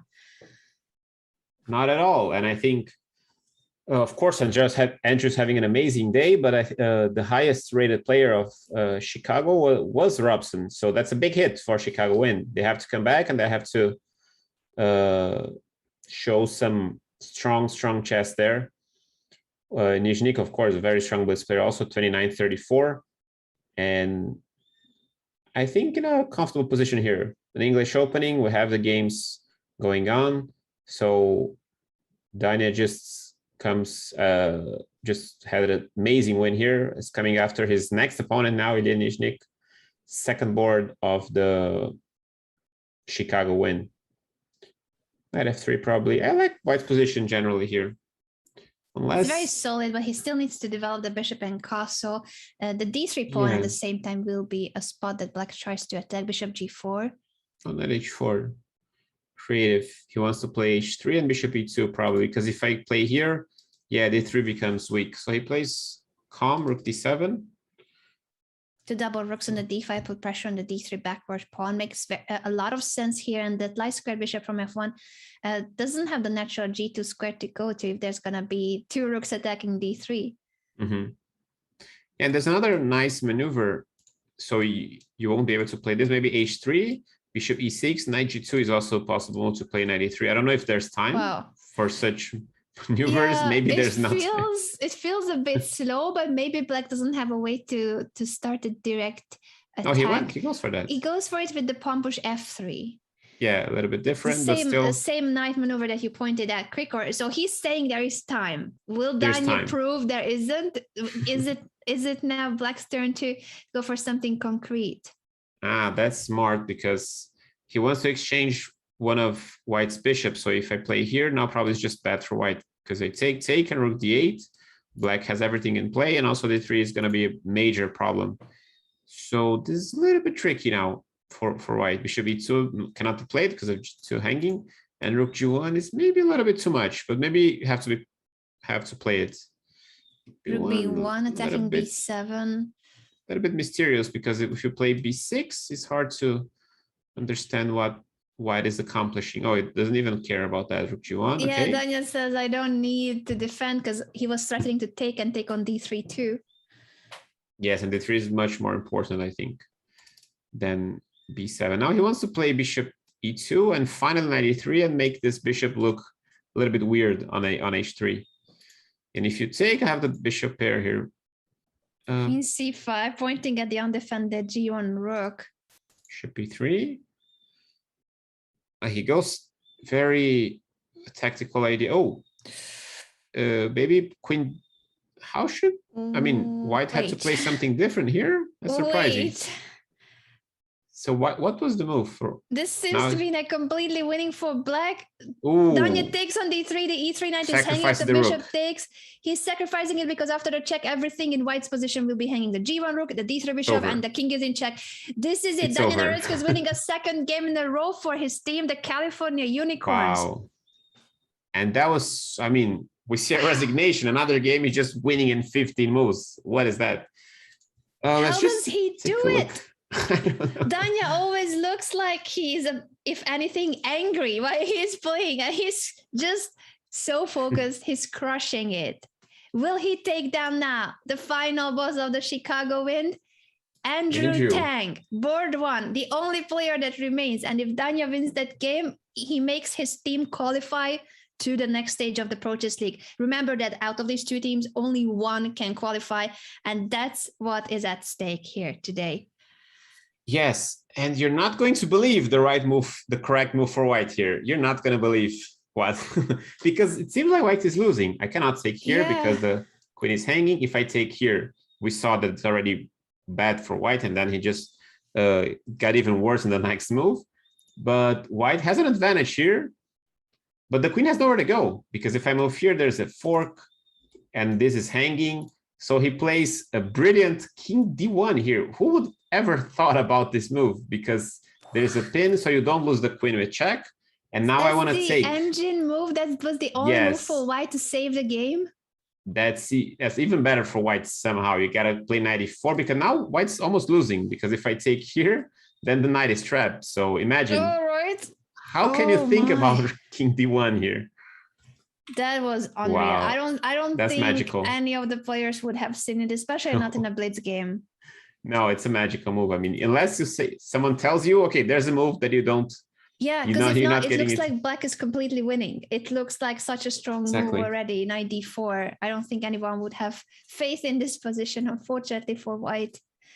But next up, we have the final boss. The final boss already. Penguin GM, that's Andrew Tang, one of the fastest players out there, is defending board one of the Chicago Wind. Daniel Narutsky has eliminated already 2 players of the Chicago team. This is the final challenge for Danya. Can he do it? And he has white pieces, and he can make a draw. So True. this looks draws, so very good. important. Because Yes. earlier the Chicago win had the draws. Shimano started very well, eliminating George Meyer. But now that it's Danya who stayed on, he knocked out 2 players. You're right that he just needs a draw to make his team qualify. So looking good for California. Looking definitely good. On the other hand, we're getting, I mean, he's facing the player that is one of the most inspired today. Definitely, he won the arena with so many incredibly strong players. And you won the event today individually. And he's now fighting for his team for survival of Chicago on the quarterfinals tomorrow. So C1, pretty standard position. I think generally I like black here because I have a clear plan to play queen e7, rook e8, and start slowly to, yeah, I wouldn't think about playing c5 because now white can take in c5 and there could be some play on this d file, rook d1. I'll probably think about, maintaining the pawn on c7 maybe, but okay, he goes for c5. And black has strong knight on e4. Usually I cannot take because e4 is so strong for black, opening the rook and everything. And if I take, of course, he takes with a pawn. He's keeping the position stable, probably queen e7, rook e8. Looks like a good chance for Andrew. I think his opening choice was a good one for the situation that they are facing in the match. He has to win. He has to play for a win with the black pieces. Yes, has to play for a win. And he found a very flexible position, nothing forced. He's thinking quite a lot here, which I think is a little bit surprising. I would probably just play queen e7 here quickly because I think that's the best square for the queen. You don't want to play queen c7, of course, with the rook here. But maybe queen f6 could be a little bit stronger, but I would feel queen e7 is the more natural here, most natural. Play queen e8, similar idea, but maybe he wants to bring the queen over to h5 since the bishop is not here. So that's very interesting too. And now h2 becomes a target, queen h5, and suddenly I can think about g5, maybe. You have to worry about that at least. White has to worry. I don't know if I'm gonna play it for sure, for real. What can white do in the meantime? Where is the counterplay for white, or just waiting and holding everything together? Exactly. That's the thing, because usually you want to play dc5 to open up some lines here. You open up the file, open up the diagonal, but then you don't have a follow-up maybe. But usually I would think about dc5 here and try to exchange something, but that's not really possible here. Maybe take and bishop b5, it looks weird. Then just queen f7 maybe. You need to create something in the center, I believe. Otherwise, it's a dangerous position here. Black has a clear plan. He played rook d1. Doesn't mind what Andrew is doing there too much. He's Maybe the f1 square in case he needs to defend with a knight jumping to f1 or the yes, bishop can come knight. back too. Right. That's what he's thinking. But now he's trying to pile up here on the d file. So maybe he wants to take it at some point and try to create some tactical ideas against this knight and this bishop. He plays queen g6. There's an idea here on g2. So the bishop is connecting with the queen. So maybe if I take, I gotta be careful with this square. Bishop b5 maybe, because if I move the knight, then knight e5. So this kind of ideas, trying to make something happen in the center, could be possible for Danya here. I think that's what he must be looking at. He certainly feels the need to do something active here and not just let Andrew organize his attack. Andrew is down to 51 seconds, but as you highlighted, Krikor, he's such a fast player. He loves playing bullet and even hyper bullet. He's confident that he can do it no matter how short on time he is. Yes, he plays blitz and then he wants to play hyper bullet inside the blitz games. He makes it possible, like getting into time trouble. But of course it's dangerous against a player like Danya, who's also a bullet specialist. Also, they played against each other, I would say, hundreds and hundreds of times. I would say maybe more than 1,000, I would guess, including the bullet games. Chess.com, yes, certainly. Yes, for sure. They know each other quite well. And Andrew is just bringing his pieces over. And we're not seeing the counterplay. Okay, knight g3, this defensive move. Still, you can never take on e4 because I take, it's a fork, the rook opens. So it's really annoying to deal with this knight, but he's holding it together. Rook e7, maybe he's removing the strength of this move. dc, probably bc5 will be played. Maybe try to sacrifice with b4 at some point to get access to this square. But it's annoying, but it's down to 22 seconds. He's very good at his time controls, Andrew, but he may blunder also. It's 22 seconds. It's yeah, pretty... Danya is also below a minute now, and Yes. it is a difficult decision for him. Queen a1, doubling D4. on the long diagonal. Instantly played. He wants to create something here. Apparently the engine doesn't like it, but it's so scary for white. This is so scary for white now. Looking I don't know very if I dangerous take... indeed. Very dangerous. So many tricks here. That long diagonal is scary after the capture. Now Ooh, the bishop can bishop take on f3 too. Bishop g3 now next. There could be sacrifice. It's winning for black now. Oh, it He's does winning for seem to black. be the case, and Danya's thinking whether he has anything else than the capture. Maybe he wants to include bishop c4 Sacrifice. check. Okay, king h8 doesn't change much. 21 seconds for Danya now. 26 seconds for Andrew. If I take probably bishop g3 has to be winning, because I take everything with check and check again on f3, and then maybe I bring the piece over. I think he has to take here, otherwise the piece down. He has to take dc5, Now 7 points for black. Where's It's the a mate winning now? position for Andrew, but he has to calculate the most precise way to do it. Gives a check. Maybe? Like, The threatened queen h1 checkmate. how do you defend this? Ooh, it's not good. It's equal It now. wasn't the best. Did he have to G7. take the rook simply?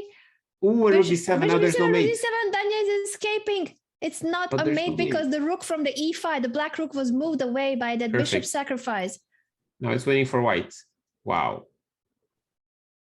Apparently If winning. Danya wins this game, he is making his team win it all. They're gonna qualify to the next stage of the Pro Chess League, and the Chicago win will be eliminated. Andrew had a winning position, but it wasn't as clear-cut as it seemed. He made the wrong F6. decision, and now he knows it. He knows it. He's shaking his head. Ooh, queen Oh e5. my. Wow, we cannot take. But Because it's apparently not the best move. Now it's just It's constantly equal. turning. The valuation bar is dancing back and forth. Oh, but he's gonna exchange now, probably. Yeah, and now To be fair, draws even enough. a draw is good Granted. for Danya. Even with the draw, Exactly. they are qualifying. But this game had it all. Everyone was winning and losing at the same Should time. see. Wow, that's gonna be game over, I think. Rook d8? No, rook d8 just wins, yeah. And Danya brings victory for California. Wow. 3 wins in a row. And that's it. The best performing through. player of today's arena has Celebrates. been taken down by Grandmaster Daniel Naroditsky, who wins it all for his team, the California Unicorns. Andrew is smiling too, though obviously after such a long fight. This was just the icing on the cake for us. The Chicago win started very well, but then Daniel Naroditsky managed to turn the tables for his team, and Alexander Bortnick, board 1 of the Unicorns, didn't even need to play. It was all Danya. He scored 3 Wow, wins. what a match. Exactly. He did And it. wow. And here, this was a critical position because, of course, Black's attack was so strong here. There's this idea of checkmating white with queen h5, queen h1, but he played queen h5, and now suddenly white had a strong counterplay because, as you mentioned, now the king is running now to e2, d3, and suddenly that's safe for white. So after this king f1, he had to play different move, like a very difficult rook e8, just to keep it even stronger. But They it's a have 2 difficult move. rooks cutting the king. 1 rook Exactly. is not enough. It has been such a complex game, but Danya So managed to stay in the game and keep his cool even when it felt like it was just losing. The position seemed already held it desperate together. after bishop takes g3. It was, yeah, but that's one of the things. You don't get desperated, and sometimes you escape with a draw, even with a win. And now California is in the quarterfinals.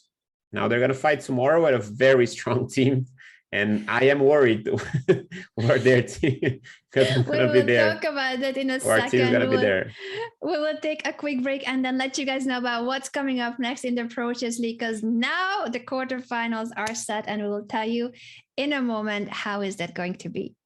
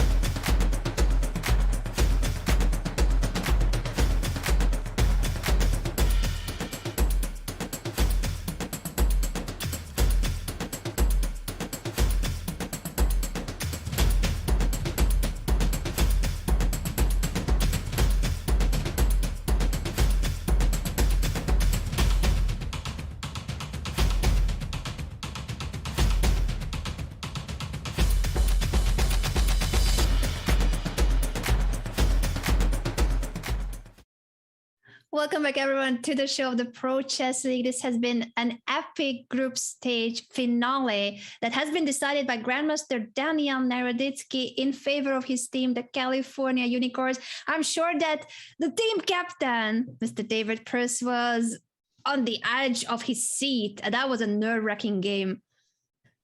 It was, definitely. And he just presented amazing chess, and he won just 2 games with extreme confidence there, quickly, got winning positions quickly. And then the last game was so tense, he was in trouble, but then he fought back and brought this important point home. And now they're in the quarterfinals together with another 7 teams they're going to play tomorrow.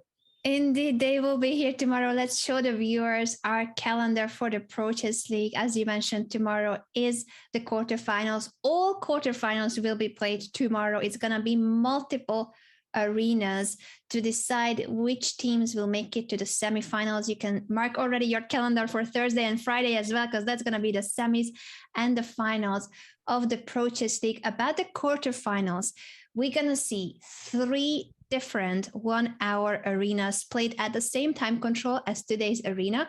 That is 3 minutes with no increment. It's going to be 8 teams with 6 players on each roster. And in every single 1-hour arena, the highest scoring team will advance to the next stage of the Pro Chess League, that is to the semifinals, and the lowest scoring team will be eliminated. Then we will play another arena and then another arena, ending in what we already have seen today, a knockout ladder match. This is a really brand new, refreshing, and exciting format for the Pro Chess League. Krikor, I think we need to remind our viewers and ourselves too, who are the teams that have made it from Group A? Let's go. So we have Russia Wizards on the quarterfinals, and also a very nice team from South America, the Brazil Capybaras, qualifying and playing tomorrow as well.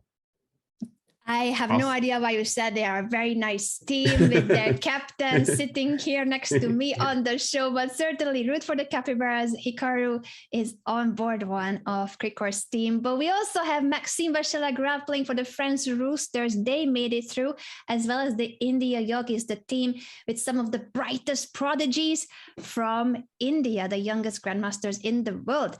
Group C, who are the 2 teams that made it through, Krikor? Canada Chess Bros going to be playing in the quarterfinals together with Norway Gnomes. So we're going to have these 2 great teams also fighting for the spots in the semifinals tomorrow in the quarterfinals. That's Anish Giri playing on the top board of the Chess Bros, as well as the regulars of the Chess Bros. As you already know, the St. Louis Archbishops with the world number 2 Fabiano Caruana qualified very confidently today. And the team that has just clinched the qualification spot with Grandmaster Daniel Naroditsky's victory is the California Unicorns. They will be back tomorrow. What a squad. We have 8 amazing teams. I don't know whom to root for, because so far I have been mainly judging the logos and who are my friends. That's how I root. Who are my friends? Who are my co-hosts? It's tough to balance those things, right? I know who I'm rooting for. I know which team I'm rooting for. So I'm good with that. I solved that issue already. For myself, take the floor for a moment and tell the viewers why they should root for the Brazil Capybaras. Well, we have Hikaru. We have the best blitz bullet player out there today, and we have a really nice logo too, since noticing that's very important to everyone. So we have a nice logo too, the capybaras. They're cute. They're nice. Cute. Exactly. Have you ever seen a capybara in person? I think I have. Maybe. That's a good question. Maybe I haven't. That's a good question. We'll need to figure it out. Haven't. Take a look at your zoo pictures, maybe from your childhood. There is the mascot, the Brazil Capybaras. I don't think I have seen a capybara in my life, but I would like to. They look adorable, as well as the China pandas, but the pandas didn't make it. You guys knocked them out, so it's the Russia Wizards and the Capybaras that made it through from Group A. Yes. Don't make me feel bad because we eliminated the pandas, because capybaras are nice too. I know, but that's such a cute cartoon. Yeah, I know. And maybe strong next year. team. There have been so many strong teams, Krikor. Today too, we have seen it's always happy and sad at the same time, because 2 teams make it and 2 other teams will not. They will need to wait for the next year, for the next season of Pro Chess League to try again. But this is the format. It's a brand new, refreshing format. But because only half of the field can make it, we have now only 8 teams left. And tomorrow we're gonna halve the field again. Be back tomorrow. 4 players, 4 teams only. Indeed, 4 teams will make it to the semifinals. Remember to be back tomorrow. We are starting tomorrow a bit later, but same place for the quarterfinals of the Pro Chess League. Igor, thank you so much for being my co-host today. I know you can't be back tomorrow because you will be on player and captain duties. Good luck for that. Exactly. Thank you so much, Anna, for today. It was a pleasure to be here commentating. And everyone, root for us. Don't Yes, we're gonna be here playing. Yeah. Root for us. Root for us. I'll be back as a commentator, I believe, and we'll see you guys tomorrow for the quarterfinals of the Pro Chess League. Thank you so much for tuning in, and see you guys tomorrow again for another brand new quarterfinals of the 2021 Pro Chess League.